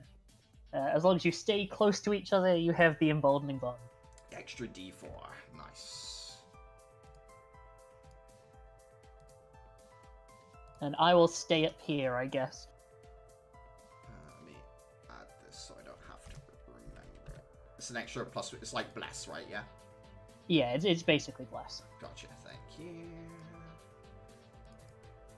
Alright, as the 3 of you are, Clara, in this sense, are you, like, giving instructions from the balcony as to, like, where they need to, like, plug gaps? Or, like, how does this work, I guess? Or is it, like, pure magic? It depends how much narratively we're allowed to have pure magic. I assume it being Clara's direction more than anything else, though. Gotcha. outside, you hear the sound of, like, a small vehicle being lifted up and flung, slamming into a building. And then there's a crack and rumbling as a, like, huge something is moving around outside the club to the north. Kathy is going to move into the corridor and make 2 attacks with the pipe. Technically, these are -1. Natural 1 misses. Natural 1 misses. As she gets into the corridor, as she brings the pipe to bear, both the Ravagers sink their teeth into the pipe and start pushing her back down the corridor with it jammed in like an awkward angle. The heck is that in the other room?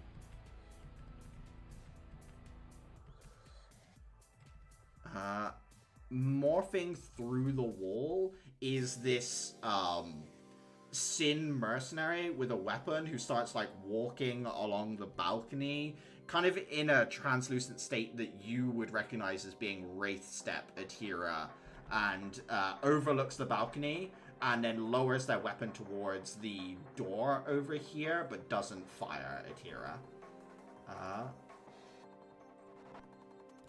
This Ravager will attack Kathy. 13 will miss as she manages to dodge out of the way. Uther. I don't know if this guy exists yet. I guess I'm gonna step out on balcony 2. Yeah.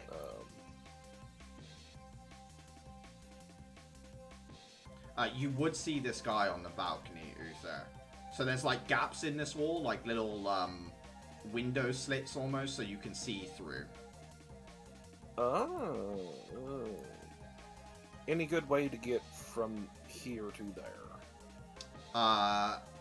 Technically, there is. It's not on the map, but there is like a door, like here that you can go through.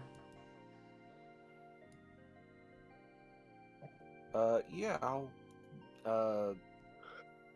dash my way over there then. Okay.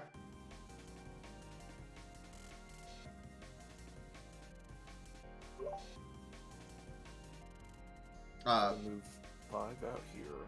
Yeah. 5, 10, 15, 20, 30, 35, 60 will put me in the room with him, I think. As you step in, he wheels his gun away from where it was pointing at the wall towards you and says, "No closer."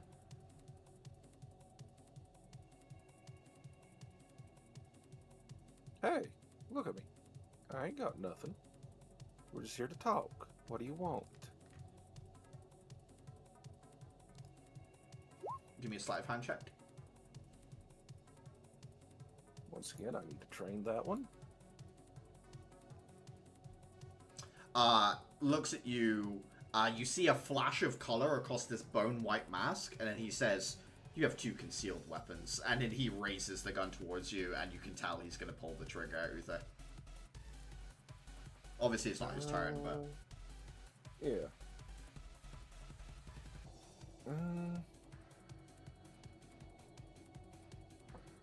I mean, I'm kind of at the 1 second. Let's see. Is that everything you've got? 1 second. Retroactively, that was a cunning action dash, not an action dash. Gotcha. Yeah, that's fine. Is he still intangible, or...? No, he's like rematerialized in order to interact, you know, have a gun to fire and all that stuff.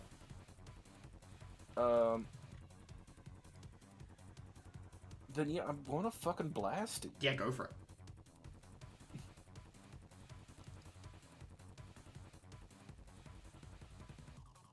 $15 hits. No sneak. So 8 damage. You quick, he's you have 2 concealed weapons. You quick draw the revolver, shoot him point blank almost in the chest. If not for this weird spirit bonded bulletproof Kevlar vest type thing that he's wearing, absolutely would have just shot him in the heart, but it blocks most of the blow, kind of blowing some of the material away. But he's still there, Uther. Yeah. I believe it is register 1, 2, 3, 4, 5, 6 dash 1, 2, 3, 4, 5, 6. Just running up. Dafer. Frets on tooth run. Vesper's kind of tied in conflict, and there is this Sin agent kind of individual up on the balcony with Uther. Okay. God, how long would I actually take to get there? It's 1, 2, 3, 4, 5, 6, 7, 8, 9, 10, 20, a while. 20, 21, 22. I can do 6. So I can, with a dash, I can be there next turn. You reasonably could jump from the bar up onto the balcony, Dafer. Okay, 1, 2, 3, 4, 5, 6, 7, 8, 9, 10, 11, 12. So I could be as a body present next turn. That is all I could do. Mm-hmm. Which I think would already suffice for Uther's purposes.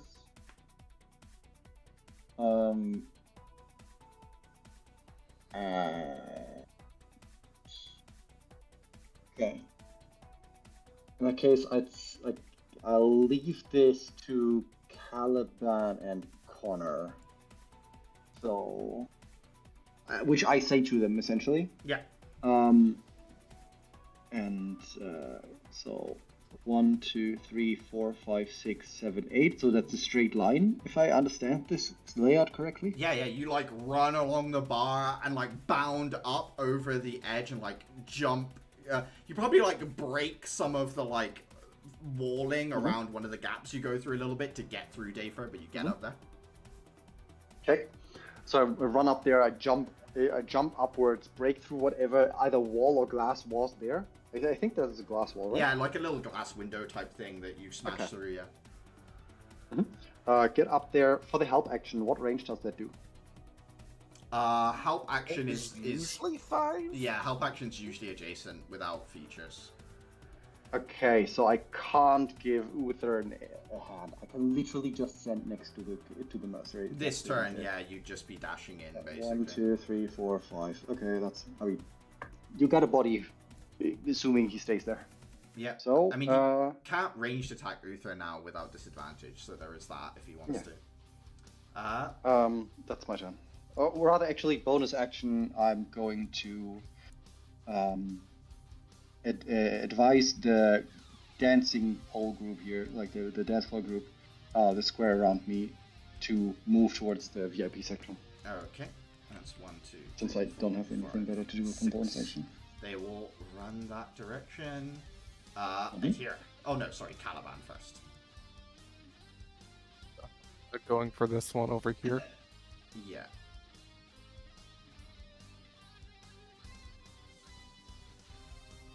Let's see. No. 24 does hit though. 6 damage, good solid impact, big scary creature. 20 hits as well. Another 3 damage does bring it down to bloodied health as you slash it again. Alrighty, that will be all from me. Adhira. I'll use my bonus action to move those people again. Yeah. Amicably inviting them to the very safe VIP room. There is a little bit of a traffic jam as they all sort of stack up on it, but yes, they are there.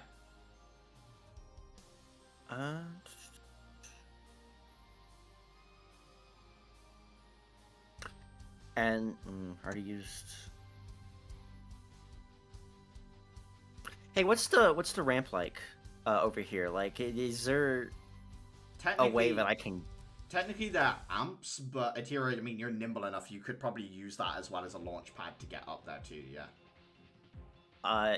Yeah. I'm going to see the Sin Agent, near my eyes, run up. And I'd like to try and run up and grab one of his arms and pull him back with me. You want to try and grapple him off the edge? Yeah. Alright.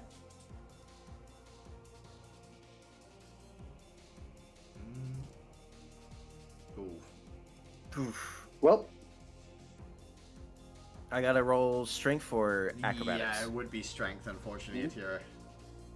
however, it is one of your attacks only. It's not all of your attacks.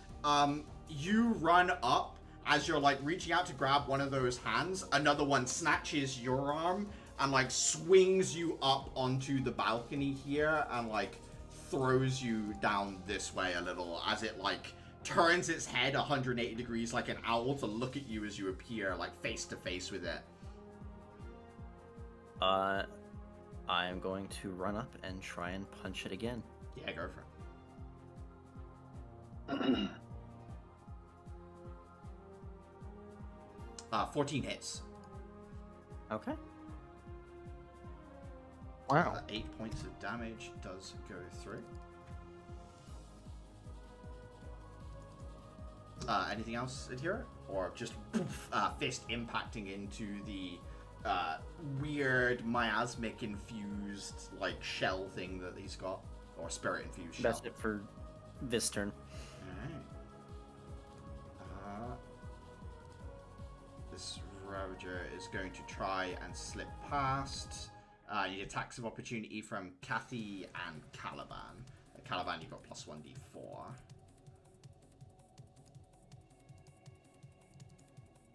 Jesus! Wow.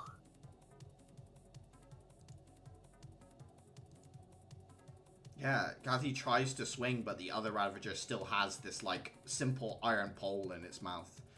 Caliban, if you'd like to make attack of opportunity, you certainly can. I will.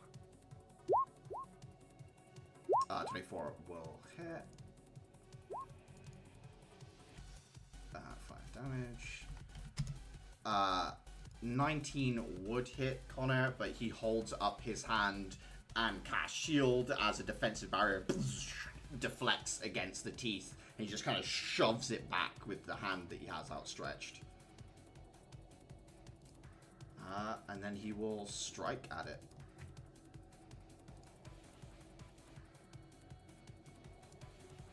I've lost his couch.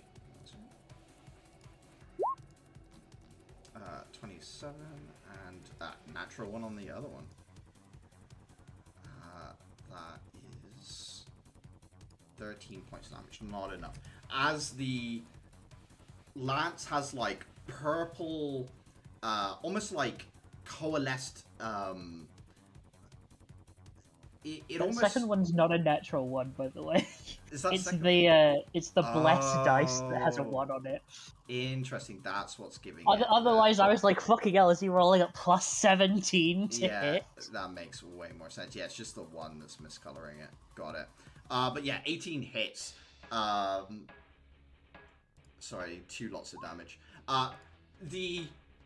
There's like a coalescing of minor spirits, like murmurs around him as they swirl along the lance, and as the tip of the lance is pressed against the Ravager, a like small beam exudes out and slices the thing in two as he steps forward into the hallway here. This creature will basically sniffs the air and then goes 1, 2, 3, 4, 5, 6. And then slips through the tiniest crack, like squeezing, morphing its way through the wall here. And then starts to move forward, dashing towards these two. Clara. It's time to vault down from the balcony, I think. It must be done. I'm gonna have to go. 1, 2, 3. Yeah, I'm gonna have to cunning action dash to do this. Hello, friends! Just moving in so you can take a hit, or what's the... You think you've got an action still, right? I don't really know what I can do with it. What is Could you this grab the thing in shard? front of me? It looks like congealed blood with a core of like miasmic shell, almost like a spinal column and nothing else. You could just say Carnage. I guess it's somewhat similar to that. Okay, Legally speaking, no, can we I can't. can I swap places with this civilian? Yeah, they would. Yeah. Lovely. Thank you, lady. Because I'm gonna grab this like stage light and just smash it into this thing. Yeah, absolutely. I guess it's an improvised weapon attack. It would be strength-based, Clara, unfortunately, but it is what it is. Ooh. Nat 20. Well, I don't. Do you want to just You make add proficiency to improvised weapons. You do you? do now, yeah. I think you do get proficiency by default. So, just give me a strength check and we'll add prof. There you go. It's 2. 14 hits. Nice. You know, yeah. What is roll- the damage on light It's- fixture? It's a D4 plus your strength one. Great, 2 damage. 2 damage. You do actually stagger it as the hot light presses against the blood. It boils away slightly from the heat of the light that's been on for a long time. Doesn't seem to like fire damage. Who do you want to give a teamwork point to? I guess I can't really see what's going on behind me, but I guess I'm still maintaining instructions on these two, so I'll give it to Caliban. Okay, Caliban, you got a teamwork point. Outside, something large starts to slam against the wall.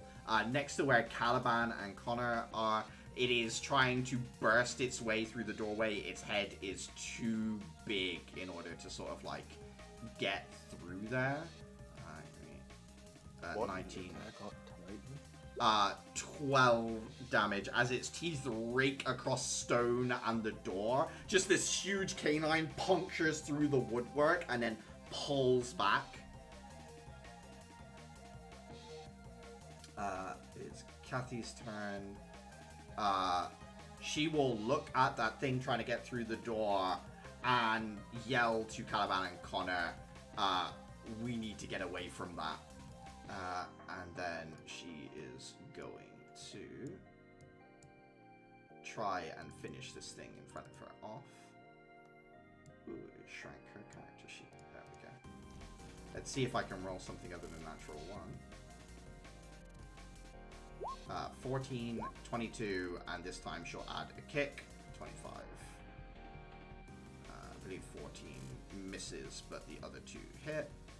That's 11 damage, and a lot more on top. Yeah, manages to kill this Ravager, and then we'll move 1, 2, 3, 4. See that there are civilians here, and then like stay in position in case she needs to take a hit.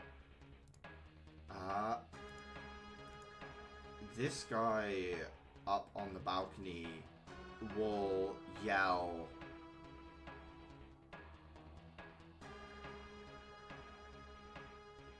Looks down at the creature Clara is fighting and says,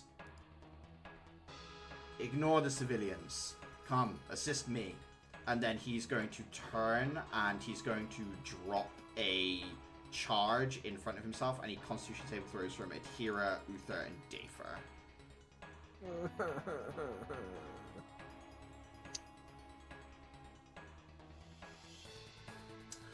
Adhira, you see something shiny.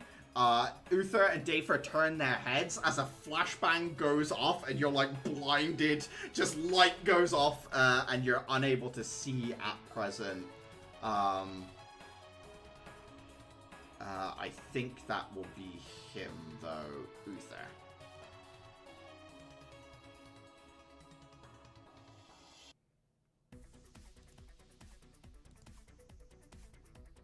Ooh, did I lose Uther? everyone? Yeah, Uther! Okay.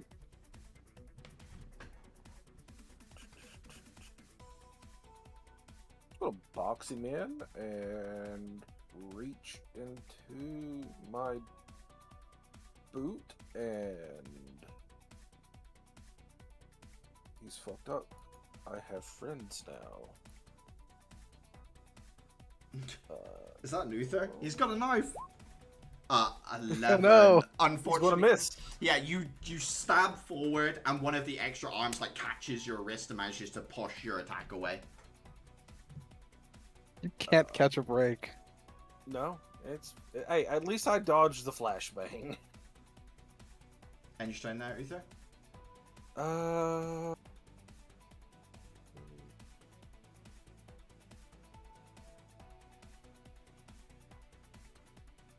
Yeah, I'll have to call it there.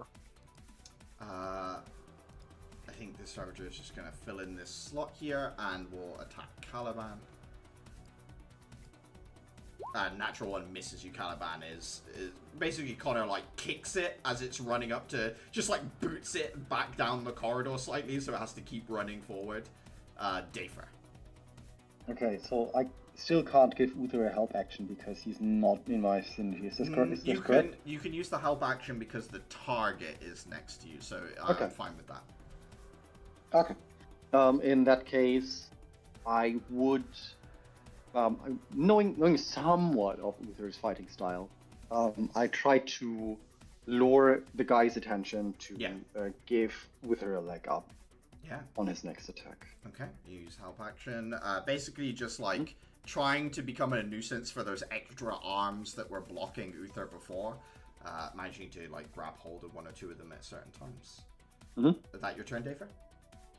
Yes. Caliban. I'll see if I can handle this thing. As hold my on. Bonus action, as my bonus action, move these more into the VIP room. Okay, let me just. From all the way over there? Yeah, it can do. Can direct them that way. I have a question. Real quick while we're doing this conversation. Yeah. I have a feature on my sheet, and I'm pretty sure this was an everyone feature or I don't know, what is it? 1 second. Let me hit the button for it. Yes, you do have that. Everyone has that, yeah. Okay. Oh, you're right. Yeah. So whoever makes the attack with the advantage, or whoever uses the help, gets a teamwork point as well. That's true. Yep. I just wanted to, since we're going with help actions. Yeah. I'm reminding people that we have the thing. Yeah. Sorry. But Caliban, it is your turn. I assume you were trying to take out the Ravager that was next to you. Yes. Gotcha. All right. 9 unfortunately misses. 23 does make it through. 7 points damage. That's the first strike on this one, but you do get it pretty good with that knife. 18 hits. Bloodied once again as you take another of these Ravagers to half health.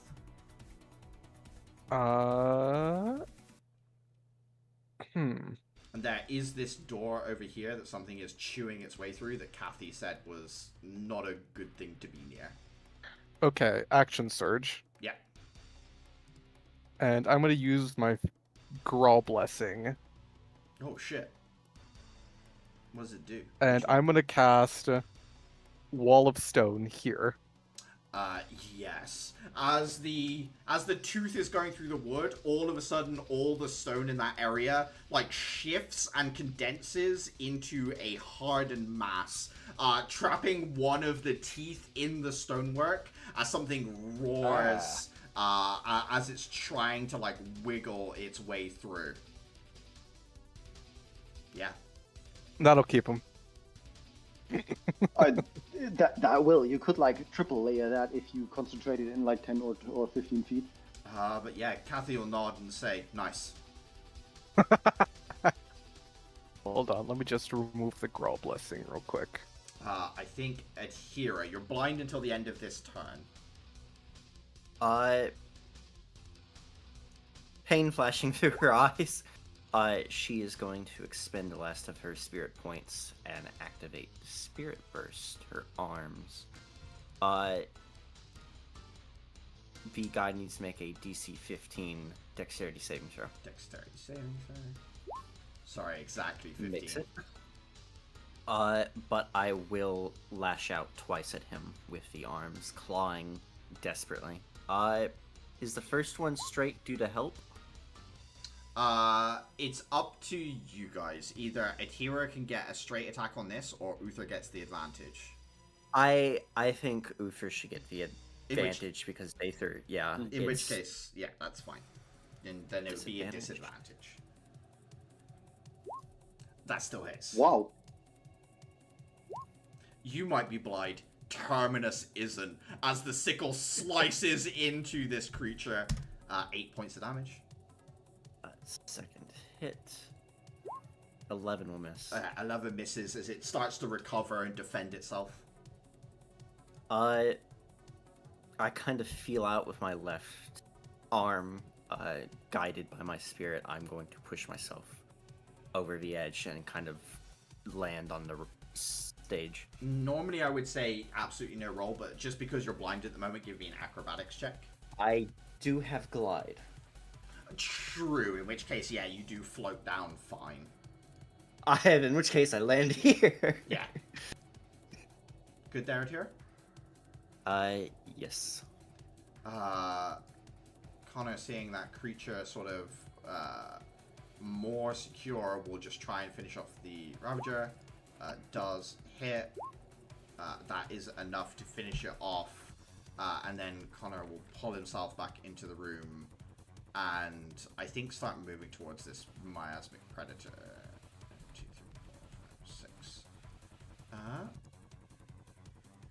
On its turn, it will bonus action disengage, morph into a long, thin, snake-like blood tendril, and start crawling up the walls and this way. So that's 10, 20, 30, 40, 50, 60.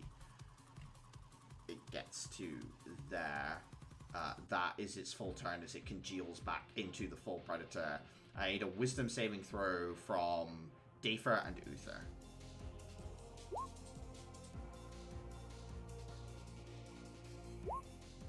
Dafer, you make the save. Uther, you make the save as well. Clara, that creature has just slipped up and away from you, up the wall there towards your teammates. I wonder whether I can... I'm gonna run this way and try and ask Adhira to boost me up. Yeah, Adhira no longer blind, so technically, I guess... Yeah, do I need to do an action on that? Or? Yeah, use your reaction for it, maybe, Adhira, I think. Boost. 2 of these spectral arms just kind of slide under your feet and lift. Yeah, Clara, where are you heading? I'm heading up here. Yeah, I think with Adhira's help, you just get thrown up there. I don't think you'll be fine, Clara, you get there. Wonderful. Now I'm here with no weapon. I don't know what my plan was. I guess I'm just gonna try and, like, poke this thing in the eyes. Yeah, another help action, or? No, I'm gonna attack it. Yeah, go for Is it. poking in the eyes a dexterity attack? Yeah, I'll allow it. You can have a dex-based unarmed strike in this moment. Lovely. 2. Oh, it's actually a reasonable number. Oh my god! So that's... Technically, it's just your dex mod, but I will give you sneak attack, so you can double that. Wonderful. Right, let me turn on. You're poking him? Yeah, I'm poking him very, very angrily. You're blinding him is what you're doing. No, 1d4 plus. So that's my dex mod. And then my sneak attack at the moment is 3d6. 14. You roll twice, so you'd have another 3d6 on top, you correct? Oh, another 14! Oh, wow. That's the most damaging eye poke Yeah. The entire unit was like 30 damage. You guys are like fighting this guy. He's engaged in like close quarters combat, gun pointed at Dafer, arms deflecting these like incoming knife strikes, and then Clara just fucking flies up over the edge, thumb straight in this guy's like eye, and it's just you see blood squirt down her arm as it just goes straight into the socket. Yeah, the more that I think about this, I think if a superpowered human appeared from out of nowhere and stuck their thumbs into my eyes, I probably would also take 30 damage. That's my turn. I'm gonna give a bloody thumbs up to Adhira over the balcony. Attacking the wall outside, 15 is enough to break AC, so 15 points of damage as it begins like basically like ripping its teeth out of the stone wall and then repeatedly like using them like chisels, kind of like mindlessly wailing away at that wall.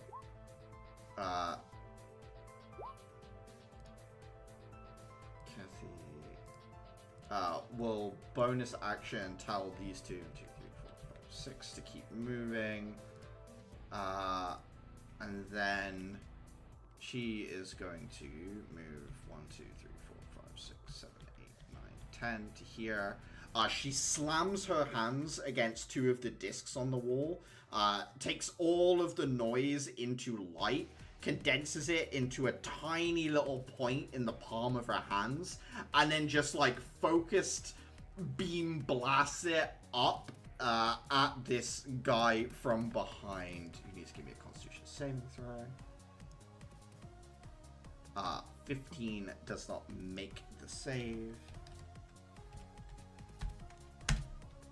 Takes 22 points of radiant damage as she basically like almost like Kamehameha like blast up with this just like condensed sound into light beam that erupts upwards. He is going to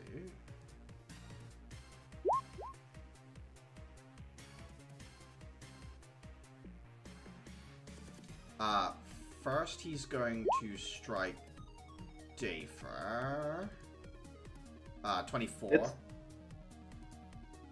3 necrotic, I need a Constitution saving throw.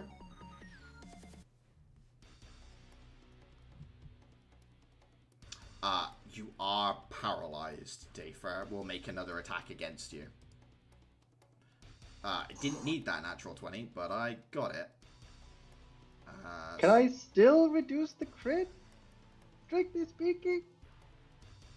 It's a shell. It's a shell keyword, right? So yes, you can. Yeah. So it is cool. 11 damage that you take. As two of its two hands crash into your midsection. Dark energy pulses over the surface of you, Dafer, as just anti-life energy courses sparks against your shell. And then the actual agent is going to, with disadvantage, make a shot with the gun against Clara. 10, I imagine, misses you, Clara. Yes, it does. Uther. Alright, 1 second.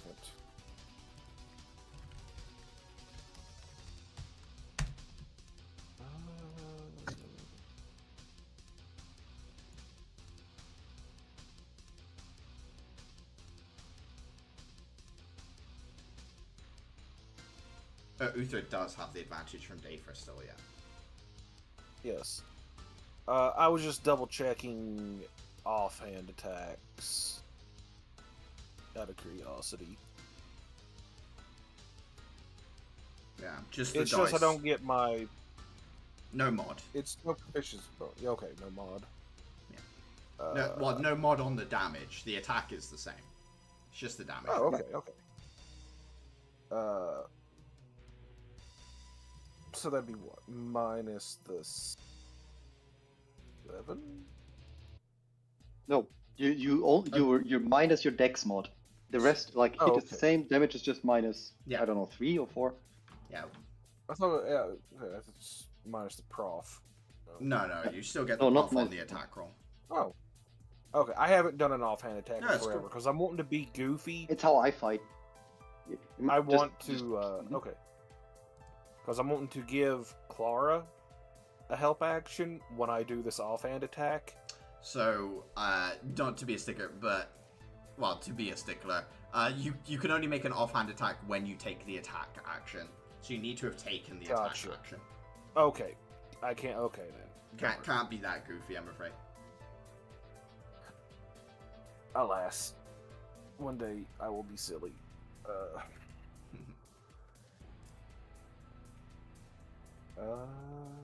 I've lost my dagger. Give me 1 second. Okay. Advantage on the attack. Sneak attack is enabled. Oof. 14 still hits.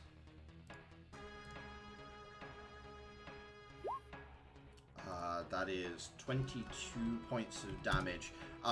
With the gouged eye and the gunshot wound, you can see they're starting to slow down. Your knife finds a gap in the ribs. You feel it puncture a lung. And yeah, you get it. You get a teamwork point, Uther. It's you that gets it. Yeah. Okay. What color do I want to mark that with? That. But this guy is barely still up, Uther. I'm going to pass the knife off to Clara, if that's possible. Yeah, you've got a bonus action. You can pass it to Clara, fine. Since Thank I know you. she doesn't have a weapon right now. Yeah. What do you mean? These hands are such a good weapon. I mean, technically speaking, yes. However. Dafer. Oh, yeah, Uther, you staying where you are? Yeah, I'm going to say where I am. I could use this teamwork point, yeah? Yeah, you could call someone in if you wanted. Clara, stab this guy, please. Yeah, that works. I'm fine with it. I have a knife. Hits. Pierces in, and the guy kind of like tumbles back over the balcony, lands in front of Vesper, crumpled.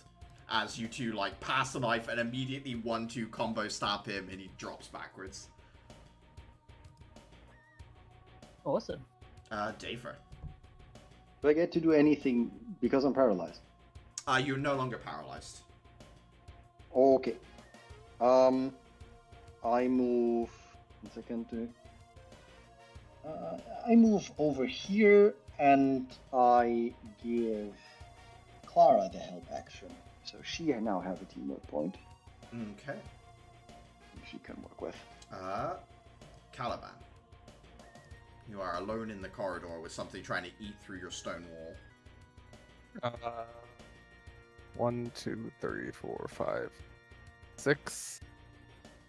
I guess I'll use a bonus action to direct these folks back to the VIP room. Yeah. I'm just gonna like squish them in up here so they're all.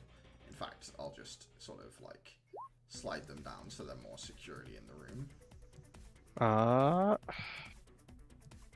Where can I enter to over here? So there's a gap here already, so you could run up and jump through the same way that oh my god, the same way Dafer did. Otherwise, you can throw a knife, but yeah, that's kind of the. I love the last supper thing we have going here. trying to ricochet a knife into the room and then hit it. Well, there are gaps like in like little openings you could throw the knife through, Caliban. It's still a trick shot technically, but it is there. I'll throw a knife. Yeah, go for it. It'd be a disadvantage from the distance, I think. 22 still hits though. Built wrong. As the three of you are like engaged in conflict with this weird amorphous fluid, a knife just like appears in its chest from like through a window behind you. It just like careens through the middle of all three of you and lands perfectly in the chest of the creature. 20. Oh no, it'd be disadvantaged. Natural 1 as it thunks into the wall just right of the window this time. I was thinking like it tries to make the same shot, but it hits the dagger that already hit it. Or like the pommel, it like makes the perfect shot, but the pommel just like bounces off. It's like not knife end over. Yeah. 14 hits though. Mm-hmm. Was it for just one? Yeah, another point. Is another scratch just slips past it. Yeah, that'll be all from me. Wait, no. Take off the one slashing. I already used my bonus action. Oh, yes, you're right. Adhira, at this point, you can hear increased sounds of, like, gunfire in the streets. It sounds like peacekeeper rifles, sounds like air weaponry, but occasionally there are bursts of sin weaponry as well. So there's still, an engaged firefight outside, as far as you can tell. It makes me feel a certain way. But first things first, she's going to run, launch pad, get up on the edge, turn and look at this thing, Splatter Boy, and it needs to make a DC 15 dexterity saving throw as she opens her mouth and a just bolt of fire comes out. It does make the save, but he still takes half damage. Yep. 46 halved. Nice. Takes 10 points of damage, and you can give a teamwork point to whoever you want as fire bubbles away at the surface of this blood creature. It's coming. Oh, Clara's coming out. I give it to Clara, and I have one. I give it to Dafer. Okay. And I will allow myself to sort of move back, kind of fall back down. I will use my action. I still have this crystal that I didn't use. Blink. And okay. I will roll d20 at the end of my turn. Yeah. I disappear! Disappear into the ethereal plane. Give me a perception I check, please, right Atira, there. because now you can see through walls. Oh no, I can see things. 13? You can see the doors. You see a pair of these sin supplicants, kind of to the southeast, so back down towards the road in the bottom right corner. They have a group of ravagers at heel and are giving them instructions to corral off different groups of peacekeepers. And once they're being pulled out into the streets, they're taking shots at the exposed individuals. They're basically using ravagers like attack dogs to try and pull people out of cover down there.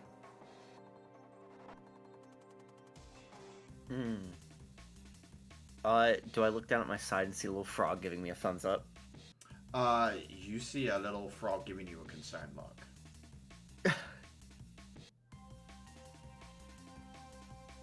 We have to warn the others. It is Connor's turn. He is going to...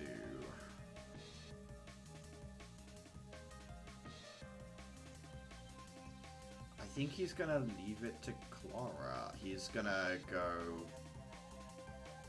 1, 2, 3, 4, 5, 6 dash 1, 2, 3, 4, 5, 6, and it's gonna check on the people that are up here. I just realized I love these two in the corner who are just sat huddled on the sofas, as all chaos erupts, if we don't move. It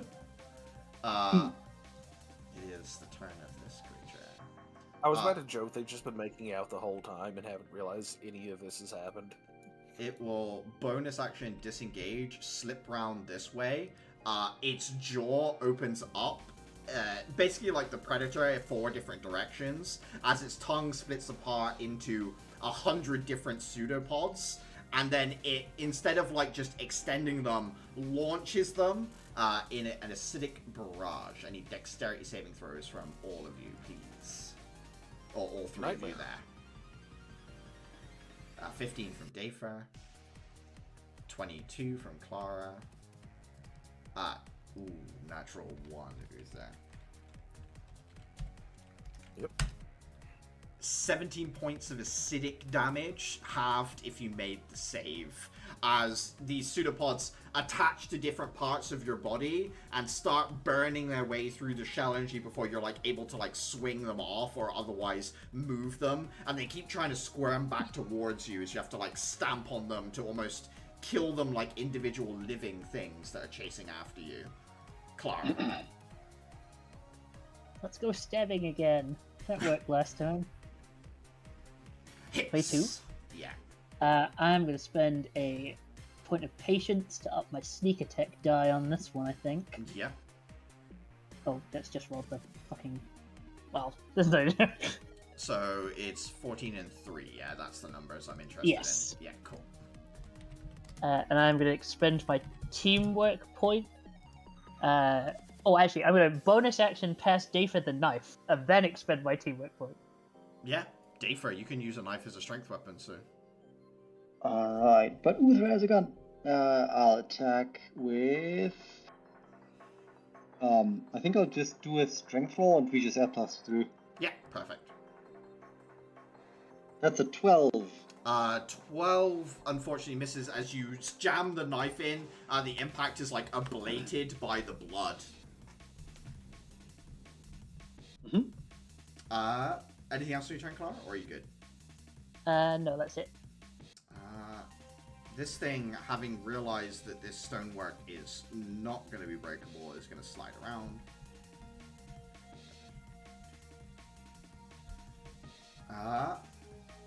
It's Kathy's turn. No longer hearing the impacts from over there, she is going to go 1, 2, 3, 4, 5, 6. And then she's going to tell these two to get moving this way. And she's just gonna move around to fill in this gap here and make her attacks. I'm just gonna use the martial arts roll 3 times. I realize that's better. 27 and 14 both hit. 7 and 14 damage. She manages to wedge the big steel pole like into the damaged areas from Dafer and Clara and just like wrench it open to try and expose the spinal column within. This guy is gone, so Uther.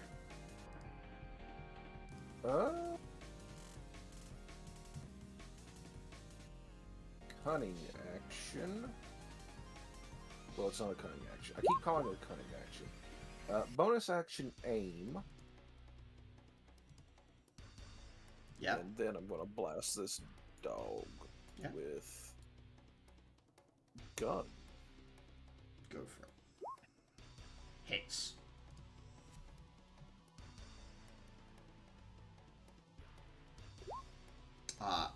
That is enough. With the like spinal shell exposed, your bullet crashes in, cracks it open, and the blood just kind of uncongeals into fresh dripping blood and like splatters everywhere over Kathy, Dafer, and Clara, but otherwise it is no longer moving.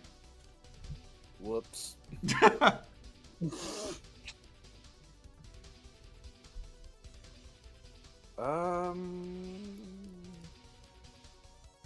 It's quiet. Almost too quiet. We still have one more thing, and I don't like the fact that it's not pounding on the stone door. There is I'm gonna- gunfights in the street. I'm going back this way, I think, and that'll be me. Okay, Dafer. At the moment, there's no visible targets, although people seem to be concerned there is something out there. Alright. I mean, I heard shouting about a big thing, and I heard chewing on stone, which stopped. Yes. And I have not heard of a reason why that stopped. So, I think... I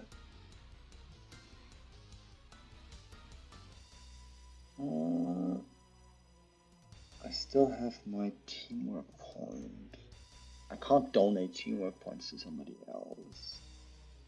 But I can 1, 2, 3, 4, 5, 6, 7 move after Uther. Like run after him and as we walk past, as we walk, I give like a pat on the back and be like, good knifing out there. This is my help action. Yeah. Good knifing. Sure. Yeah. Moral support. Okay, I'll take it. Yeah, you have advantage and a teamwork point. Caliban, I believe it's your turn, with the creature having slipped away from your barrier.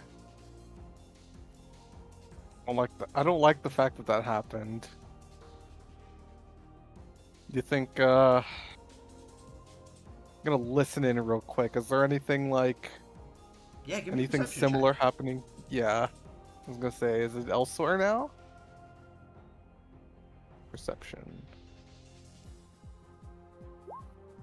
9. You can hear it moving.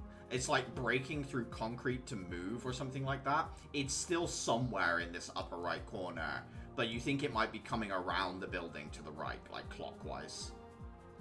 Alright. You don't know exactly where. 3, 4, 5, 6. I'm gonna dash 1, 2, 3, 4, 5, 6. I feel like it's gonna come through here. Mm-hmm. Adhera. On the ethereal plane, before you pop back, you can see exactly where it is. It is right here, and it very likely will attack Caliban and Connor at the start of its turn, right? So as you pop back into existence, that's where it is. Within 10 feet, move past. This guy dropped a flashbang on me. Yes. Yeah? Yeah. He has a belt of grenades, right? Yeah, do you want to give me an investigation check as a bonus action? I would love to. Yeah. Of course. There are 2 grenades attached to his belt. One of them looks like the same thing he threw. The other one is different, and you can't quite tell what it does, but it is red. That's a good color. I'm gonna take it. Okay. You take the red grenade as well. 3, Do you want to take the 4, red grenade or the 5, blue grenade? 7, 8, 9, 10. Was investigation an action? It was a bonus action. I will use my action dash again. 1, 2, 3, 4, 5, 6, 7, 8. And I'm going to tell Caliban, brace from this wall. It's coming. And then I roll a d20. Yeah, go for it. I do not disappear, You which would probably be remain- for the best. Would you point out exactly where to Connor? Yeah, I'm like, it's right here. Takes the lance, puts 2 hands on it.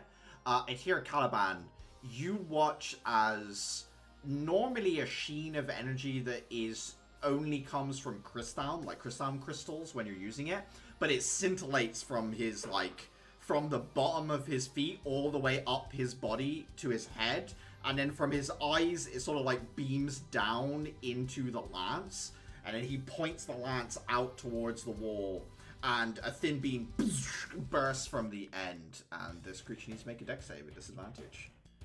A second chosen one appears. I want to believe that he fired... Oh my god! It's at disadvantage, luckily, because it's through the wall. The creature didn't know it was coming.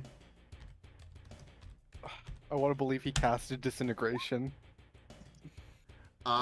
You watch as a tiny little thin hole through the wall disintegrates, and then a beam slams into the creature on the outside that necrotizes and sort of melts slightly along the surface of its body.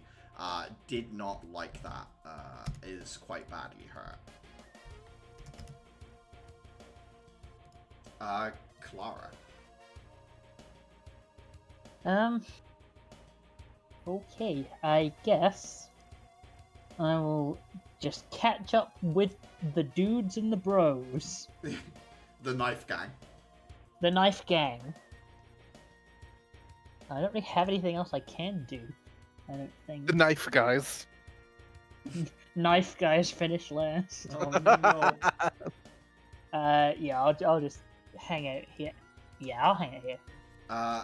This creature begins to like oscillate its body, and it just kind of like crumbles the wall as it bursts through. I need a dexterity saving throw, please, Atira. Oh god, oh fuck, it's the Kool-Aid man.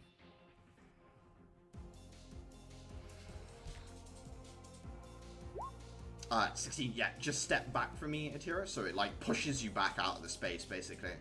Does this work? Slightly too far. No, I'm good there. It will then... it will bite at you, and then Connor. 15 to hit you, Atira. Miss. 17 to hit Connor. 17 would normally miss, but he is not doing the best right now, as he seems kind of exhausted from what he just did, so it does hit. That's 27 points of damage, and he needs to make a Constitution saving throw.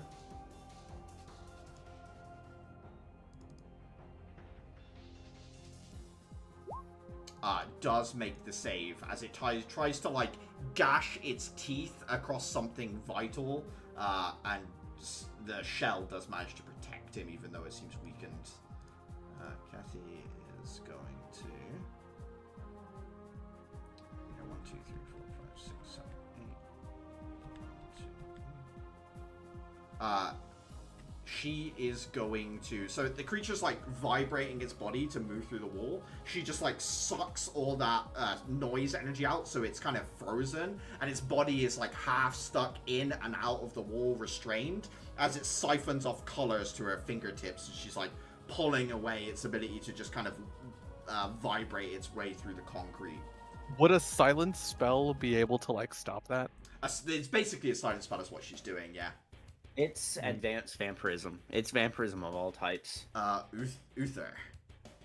I'm gonna move up and everybody get the fuck out of this room. Yeah, sure. These poor guys, like, run in here! Run the other way! Yeah, I'm just gonna usher the people out this way. I'll have these people move a little too, like this. I mean, look at that thing. If they're not moving away from that thing, like... Panic is a hell of a drug, but yeah, I get you. Yeah, it's an... was it an action to move the people, or... It's a bonus action. Bonus action, excellent. Then I'm going to take a shot at the head of this thing sticking through the wall. Yep, you have advantage.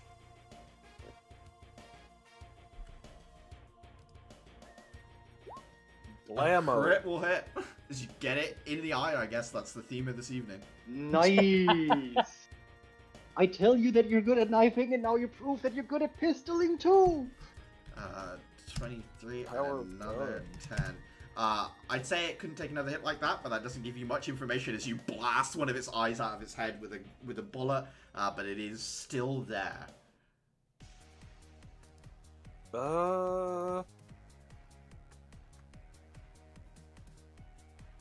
Connor looks rough. Yeah, yes, you can see that he's like fatigued. There's starting like sweat is starting to. His shell like flickers on and off at certain points, like the barrier. I have multiple questions about what that academy has done to this guy. Caliban, fuck that thing up. I will do my best. Steak knife it. I'm using a teamwork point to make Caliban stab. Yeah, go for it. Alright. I'm gonna stab it in the mouth. Yeah. I'm gonna make it, like, roar at me. Like, you push the steak knife up into the roof of this thing's mouth. The steak knife was working for, like, the Ravagers, but as it, like, scratches the inside of this thing's mouth, this is a bigger, tougher creature. It just kind of, like, blunts the knife against this inner, like, even the soft inner of its mouth, Caliban. Oh, jeez. Uther, anything else? I'm gonna move up some more. Okay.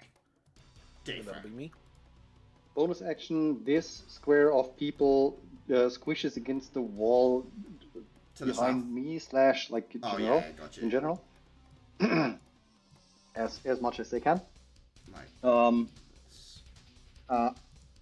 I try to do this to make the line of sight and shot for Clara as easy as possible. That's how I frame my help action. But what I think actually helps it is that I see Connor in the corner of my eye getting like almost gouged, and I absentmindedly say, out of breath, "Man, Clara, they're eating your boy."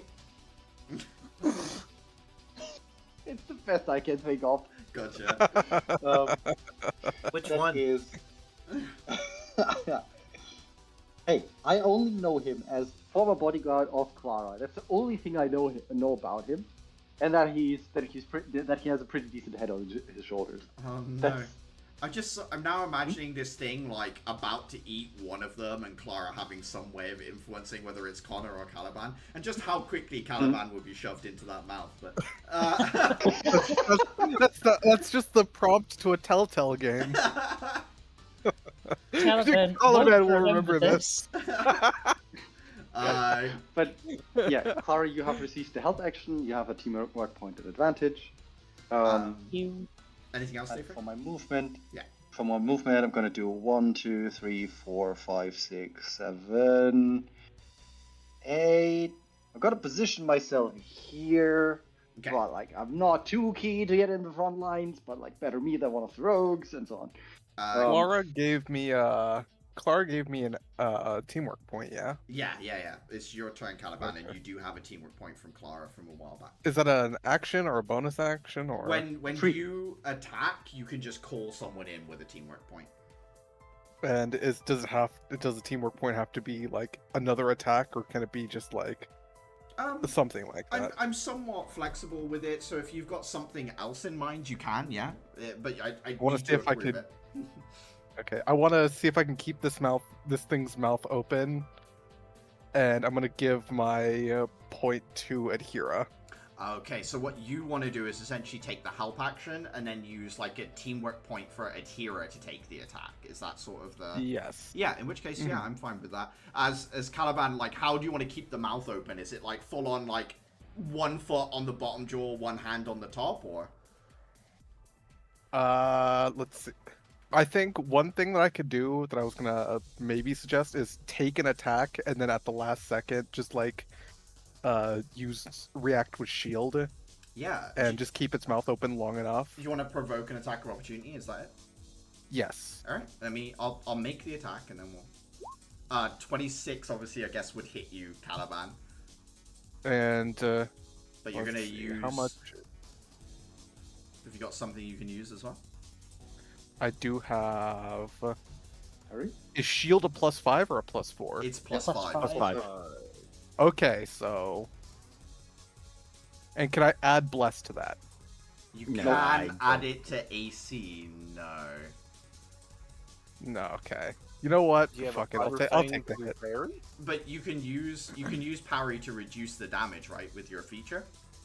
Yeah, sure. Yeah, okay. So it'd be 21 damage, and then you can reduce that. 8 plus 5.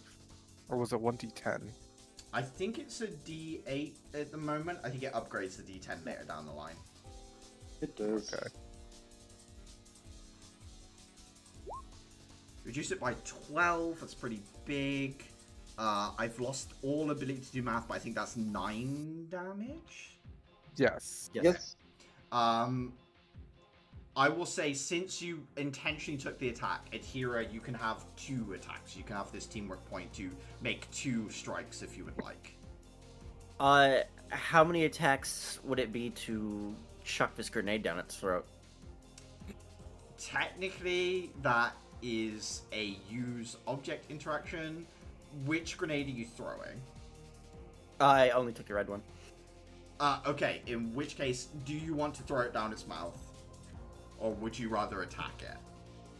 I'd want to throw it down its mouth. Okay. Pulling the pin, throwing the grenade down this thing's mouth. It needs to make a Constitution saving throw. There is a moment where Kathy suddenly like blinding light appears around her fingertips. She drops it as this basically like sonic vibration grenade goes off inside this thing. Could you give me a roll of 4d8, please, Atira? Yes. 15. 15. A detonation goes off, like a concussion grenade, inside the this weird Hydra lion head type thing. And from the injuries that were already done from where its like body was necrosis, its guts blow out, and another group of 3 people are absolutely bathed in gore as you burst like almost like a whale when you like put a puncture in it and all of everything comes flying out. The 3 of I you just got this Well, out. they blew up. you absolutely burst this thing in your faces. It's a grenade packet out of here. Just killed Brendan Fraser. What? The whale. Yeah, the whale. Oh, they're- Samar's gonna kill me. We do like They Brendan in blew this up a house. whale in Oregon in the 70s. This day for cover. I'm pretty sure it's me, Adhira, and you. What's your name? I What's your name? He like wipes gore from like down his face, like just sloughs it down and says, "I'm glad I didn't wear my best dress shirt." You didn't bring your best dress shirt when meeting up with Clara. The audacity! She said it was a gig or something. Like he just spits like Hydra guts out of his mouth. Yeah, what's your name? We've met, Caliban. We played Yeah, I can't ball bother to together remember 5 that. Connor. My name is Connor. How much Clara, of this is your audible? Clara, Just your boyfriend wondering. Kevin is over here. Kevin. All of it would be audible. No, I won't do that just in case it accidentally ends up fucking killing him. Throws a knife at him. Yeah, I was gonna do it like, oh, I want to hit him with the blunt end. Like, if I fuck this up, I just stabbed him. Kathy will move over to the hole in the wall where you guys are and take a peek out and still see the gunfire going off in the distance. And says, there's a response from the local military. I'm not sure how much we should get involved. Shit. I hardly have Sam, my could gear I- on me. Yeah. Could I try to figure out how close the current action I'm hearing is to the church? Actually, the action is kind of in the opposite direction to the church, because the church would be closer to the center of the district. This is kind of on the edge. It's more where the warehouses are. Okay. I think David would still want to double check them, but like in terms of currently, I can't do much more right now. That hurt.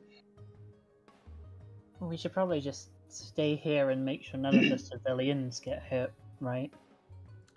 Connor, like, Right. pulls out a seat and sits down and says, "Did I hear that guy on the balcony give instructions to the miasmic?" Yes. That is troubling. They somehow can control them. Not only that, they're not being attacked by them either. There's all sorts of strange stuff going on, yeah. I mean, even just... Maybe they did something similar to what the Glomide did with Cerberus. Connor cocks ahead at you. Cerberus? We have quite a lot to talk about after, I think. You know, we should be safe enough in here if we hunker up. Probably not in this room, though. Kathy nods and says, with a breach in the wall like that, probably not. But maybe the balcony? That was mostly intact. It's okay, we'll just leave Caliban in here. His ego will fill the gap. The man did Ego, just I'll have you successfully know, help. I wasn't the one that killed the monster. The man did just help in the successful killing move against this. And I point at like the gory mess that was this Hydra-like creature. As you look at Caliban, you realize like he's like covered in gore, but strangely enough, his hair is untouched. The hair is untouched. That is canon.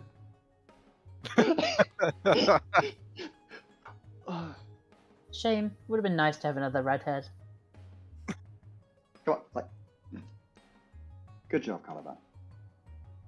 I do my best. Roll me a d20, please. I think you remain on this plane of existence for now, yeah? Yeah, it's 11 or higher. Okay. What do you want to do, Adhira? I'm going to go investigate the body of Easton Operative, try and pull off something, anything useful, Okay. information or money. Anyone want to go with Adhira for that to the body? I'd offer my help. Yeah. In which case, Adhira or Uther can make the check with advantage. Probably Uther. Adhere is like popping in and out of existence every like Yeah. 2 seconds. Yeah, Adhira, you get to the body, you go to like, it just, you just watch Adhira vanish.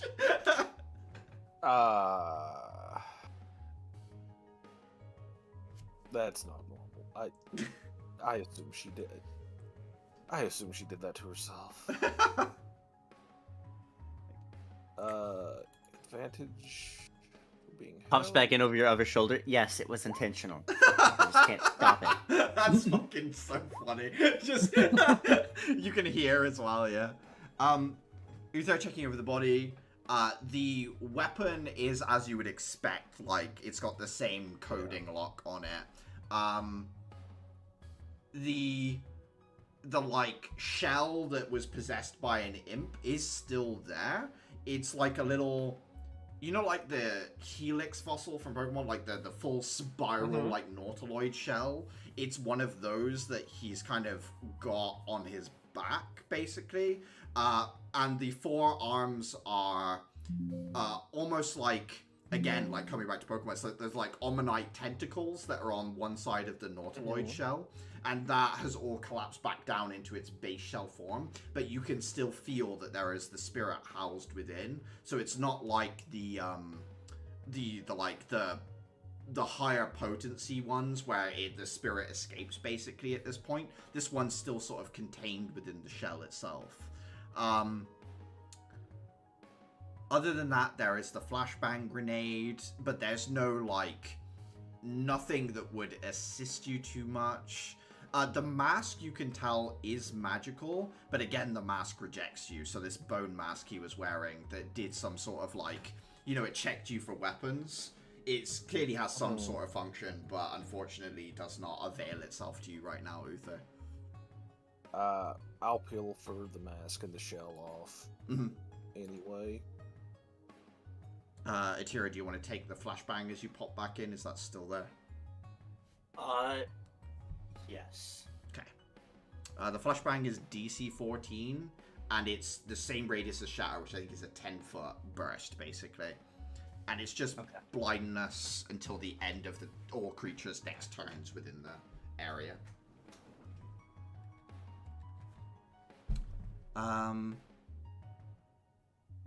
You guys move and sort of like hunker down more. Does anyone want to keep a watch out, head for the roof, or what's the, like, what are people up to? Uther, you would have got a reply on your scroll from Axel saying, not isolated to I2 peacekeepers in response. Looks like it's going to be handled on my way. I'm gonna relay that to the others. That somehow freaks me out more. Connor nods and says, why make an attack this easy for them to deflect? I mean, it seems a attack aimed at grabbing attention. So I think the question that makes more sense is to ask What are they who, distracting from? who benefits. What are they distracting from? What are they distracting from, or are they benefiting from causing terror somehow?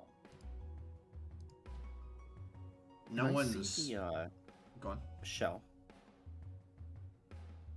Yeah, I'll pass it over. What are you looking for? I'm going to put it in one of my astral hands, and I would like to try and communicate with it and see if I can pull information on what it knows. Give me a wisdom check with advantage here.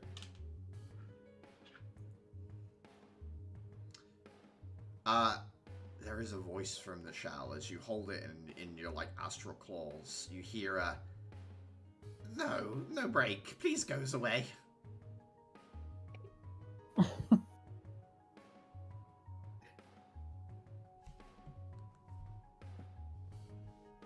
What were you trying to accomplish here? Just helping out. I want to say I insight it, but it's more like trying to insight its manner of speaking. If it's like always going to sound like, for lack of a better word, a little shit. Give me an insight check. This is a very low order spirit, just above being like pure energy. It like barely has a consciousness. The concept that it probably embodies is so simple that the creature within in itself is kind of simple too, if that makes sense. It's more primal than anything, and right now it's afraid, so it's trying to like, it's doing the verbal version of like making yourself look as small as possible, is what you can tell from it here. Is like, this is a prey response, like playing dead in a sense.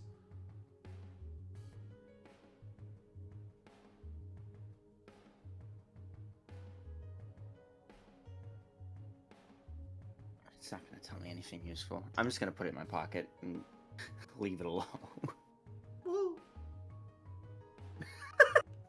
That little woo? Yeah, it definitely does this little woohoo. Woo.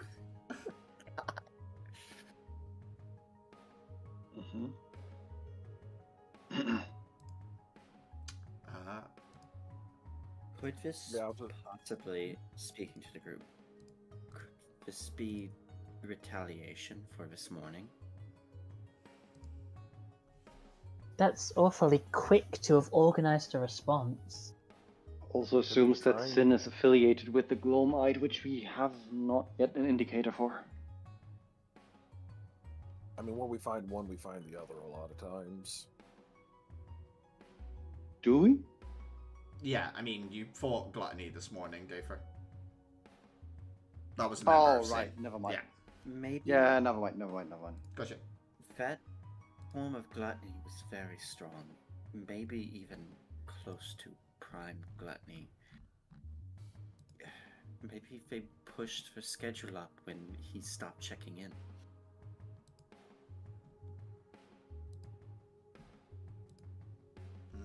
I bet you he knows something about this. And if they interrogated him, maybe he would have spilled the beans, as you say. Connor looks at you and says, I don't understand the full scope of what you're talking about, but if you've thrown a wrench into this group's plans, maybe they're just cashing out as much as they can. I feel like we've been a pain in more than once. Yeah, just this couple of weeks alone, we've been. Can I see another, like, Sin operative, like, across, like, a street or two away? What was that, Dafer? 1 second. I would like to... let's say I also have my crystal pad, so I can send a message to Axel. Yeah. Like, the gears have been rattling in Dafer's head the entire time. So he immediately sends out a message like, what was the name of the dude that was caught in his mansion? What was the mission led by, I believe, Axel? Yeah, I know who you're talking about. I don't have the note in front of me. It's like McDowell or something like that, yeah? Yeah. It basically sending sending Axel a quick message after the gears have arrived at something. Is Magdal safe and secure? Could this might be distraction? Axel will reply, as far as I'm aware, all of the people captured for the investigation are still in secure lockup. Would you like me to head for the Peacekeeper base rather than coming to your location? Yes. And you just get a, just an okay, and then, as far as you're aware, he has changed direction. He's not coming towards you guys anymore. He's heading for Zeta and everyone else. Okay. I will inform the group of what I just did and my theory. Given that Sin and Glow might appear to be affiliated, the only thing that we have that can further damage them currently is the connection to the higher ups that feed them. Yeah. Kathy nods and says, "We're pretty safe in here. I'm comfortable with this being the course of action."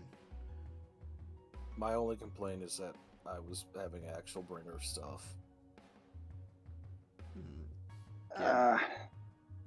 That other than that, but Yeah. I'll be all right. And I just twirl the revolver. And Atira, you were trying to see if there was another Sin agent nearby. Give me a perception check. I'm gonna kidnap somebody. 10. The firefight has moved more to the east. If you wanted to get someone, Atira, you'd need to move out of the building at this point. Some distance. I was thinking, if somebody was, across the street, just, pop out, grab him, disappear, as their buddy is like, where did Mark go? Mark? Oh, hi, Mark. Oh, hi, Mark. Are you I'd like to guys... control the building a little bit. Yeah, give me an investigation check as well, Uther, at this point, as you're moving back and forth. Okay. 13. As you're patrolling around the building, glancing out one of the windows you walk past, you can see to the north of the building, there are more of those Hydra heads that are, attacking different buildings. You watch as an airship gets low over the street and drops a single, almost like a bunker buster munition that goes straight down into the ground. There is a seismic detonation that kind of, shatters one of the streets there and forces the core of the Hydra to the surface, which is then absolutely blasted by several other, passing by Peacekeeper things, until eventually the remote Hydra heads, shrivel up as there's this buried pod that was controlling the Hydra heads remotely. They're more like snakes that move away from the main body and then continue forward. The whole building you're in sort of rattles and shakes, dust coming down from the ceilings and everything, as there is a large conflict around you. My greed is acting up now. Is there anything harvestable on the Hydra that we fought, out of curiosity? The one I don't know enough about the creature itself. The one that blew apart? Yeah, do you want to just give me a survival check? Is there anything that Clara can feed to her pet chimera? I was about to see if I could actually, could I recruit Clara to help me in this, because my survival is lacking. My survival's great. Sorry, what are we doing? What do we need to do? I want to monster hunter the Hydra. Oh, sure. Oh, we have knives, so yeah, I guess. Yeah. Give me a survival check with advantage, I think. Clara, I think Uther's giving you a hand. 20? 20. You guys managed to extract a piece of, there's a tiny little circle of shell in the remote Hydra head, that you're able to grab off of it. Give me an Arcana check, Uther. Arcana, it is. 16.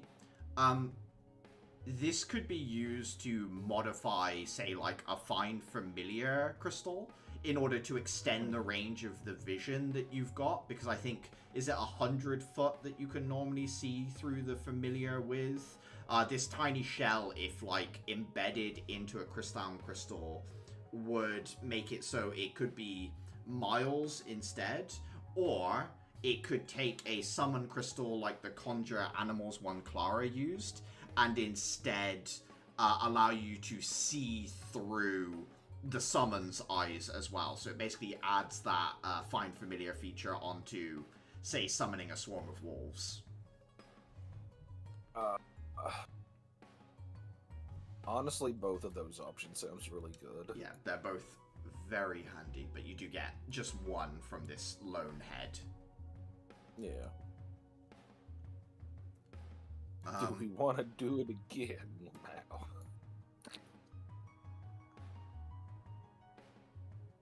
After hunkering down for maybe like 10 more minutes, the gunfire has died down to like very, very occasional, and it's mainly peacekeeper gunfire. A second siren goes out, and it's essentially like an all clear noise that goes through. Although I think Caliban, you better pick out, that's a district clear noise, not like there is no danger. It's more like I2 is clear.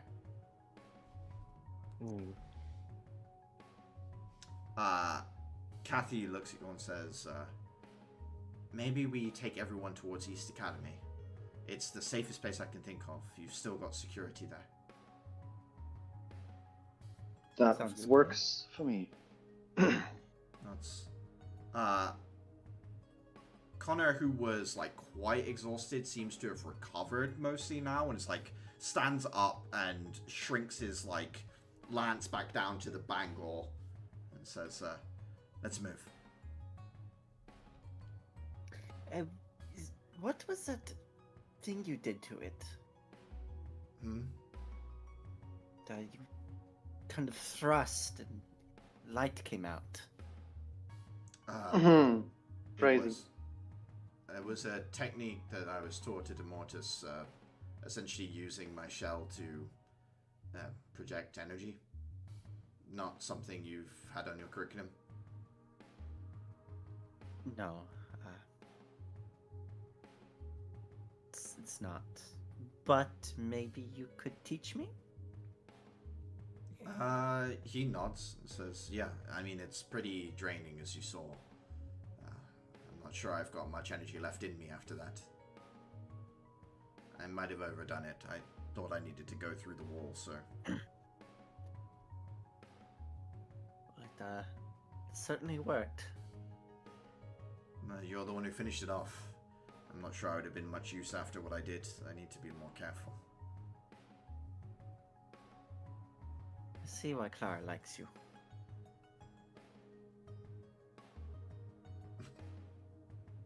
Because I make mistakes.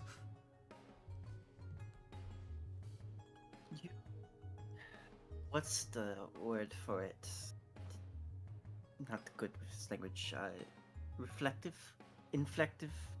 Reflective something. Reflective. Yes. Okay, wonderful. As cute as this is, haven't we got someone we need to start moving, please? Right, yes.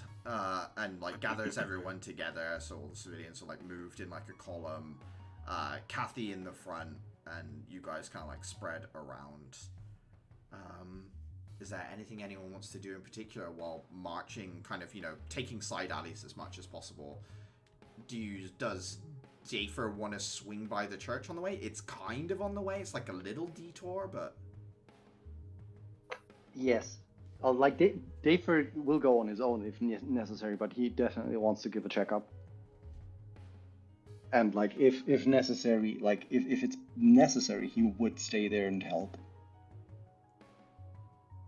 What do people think? Heading that way, or are you cool with taking the convoy? Group I'll of people? stick with the convoy. Okay, so Dafer's gonna head off alone. Does anyone want to go with Dafer?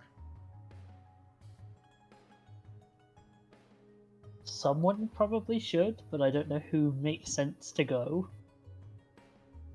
I can. Connor nods and says, someone quick, just in case something goes bad, you can get back to us to tell us. Yeah, I'll sit with Dave for then. The two of you peel off from the main column that's moving towards East Academy.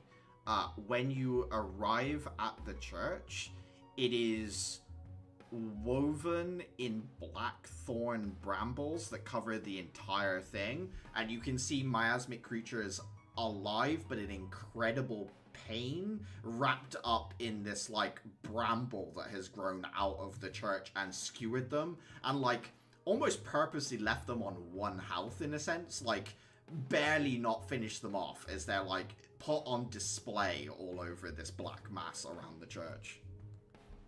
A warning to the others.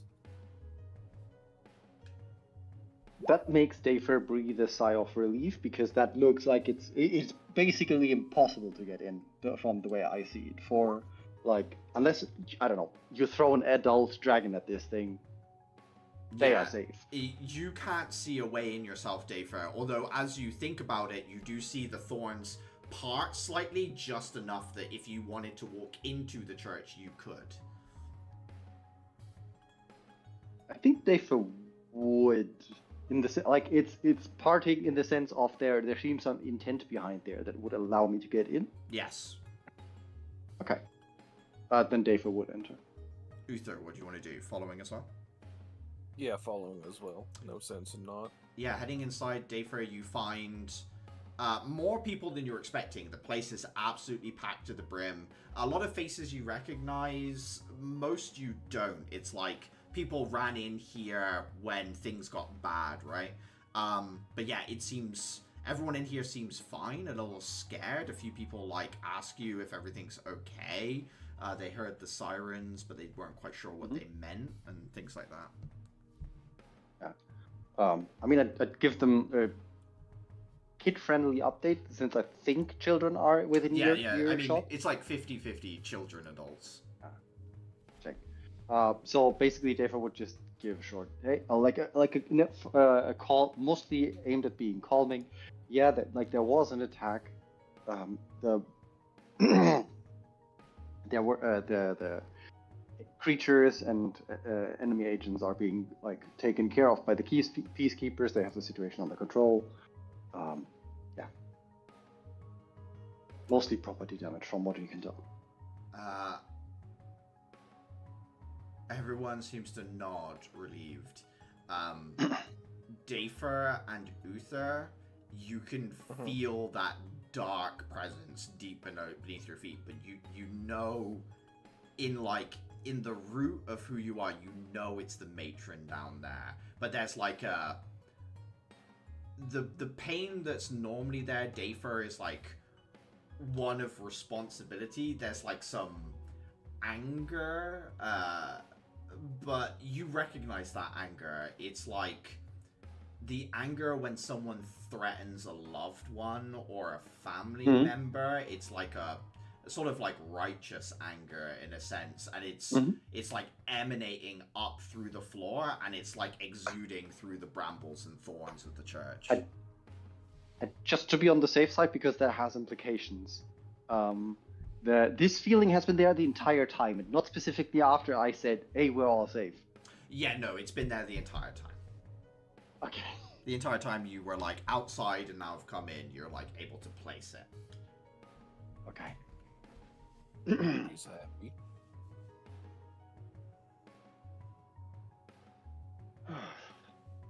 I think that Dafer would just go, it's definitely heartening to see that you guys are doing okay here. Yeah, I mean, I think Al would kind of stand up and kind of... Oh, no, not Al. That's a different small girl. I can't remember the name of the girl here now. Fiona. Yep. Fiona kind of like stands up and waves at you and says, "Hi, Dafer. You got him?" Hi, Fiona. Yeah. Well, I have friends with me, and they have very pointy knives. Huh? Dangerous. I just point at Uther. doesn't look like it, but this man hides a lot. Cool mask. I left most of my stuff at the dorm. Did you have the mask actually, Uther? I realized. Did you bring it No, with you? no, anyway? No. Okay. No, Oh, it's that was a bit Uther in his short, leather jacket and the cowboy hat from we got it the other day. Oh my god, that's that, so that cool. was his clubbing outfit. She would like the hat. I'll drop it on her head while we're here. She takes the hat. She likes Uther.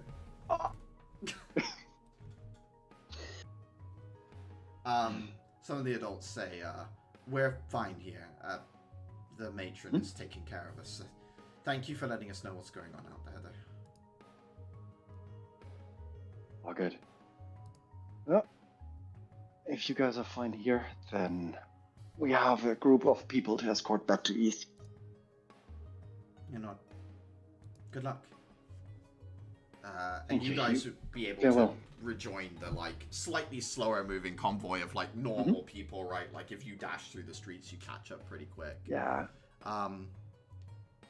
You guys get to East Academy.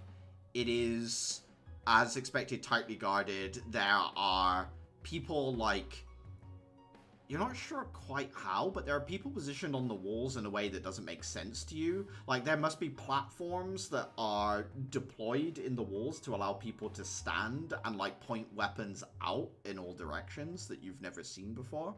And as you head in, you can see that there are runes on the walls that produce, like, small force platforms that people can indeed stand on, like little lipped platforms that people can step up onto in order to see over. And yeah, the East Academy is kind of like, after that first attack, you can see where they upped all the defenses, and all the weaponry on the guards is heavier than you remember it being before, and things like that as well. But you and the civilians are, like, welcomed in.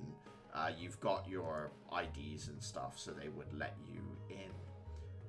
I think this is as good a place as any for us to leave off, and we'll pick up with what happens next week. I don't think anyone's got any conflicts. Nope. Nice. Nope. No, we'll leave there then. I'm going to adopt this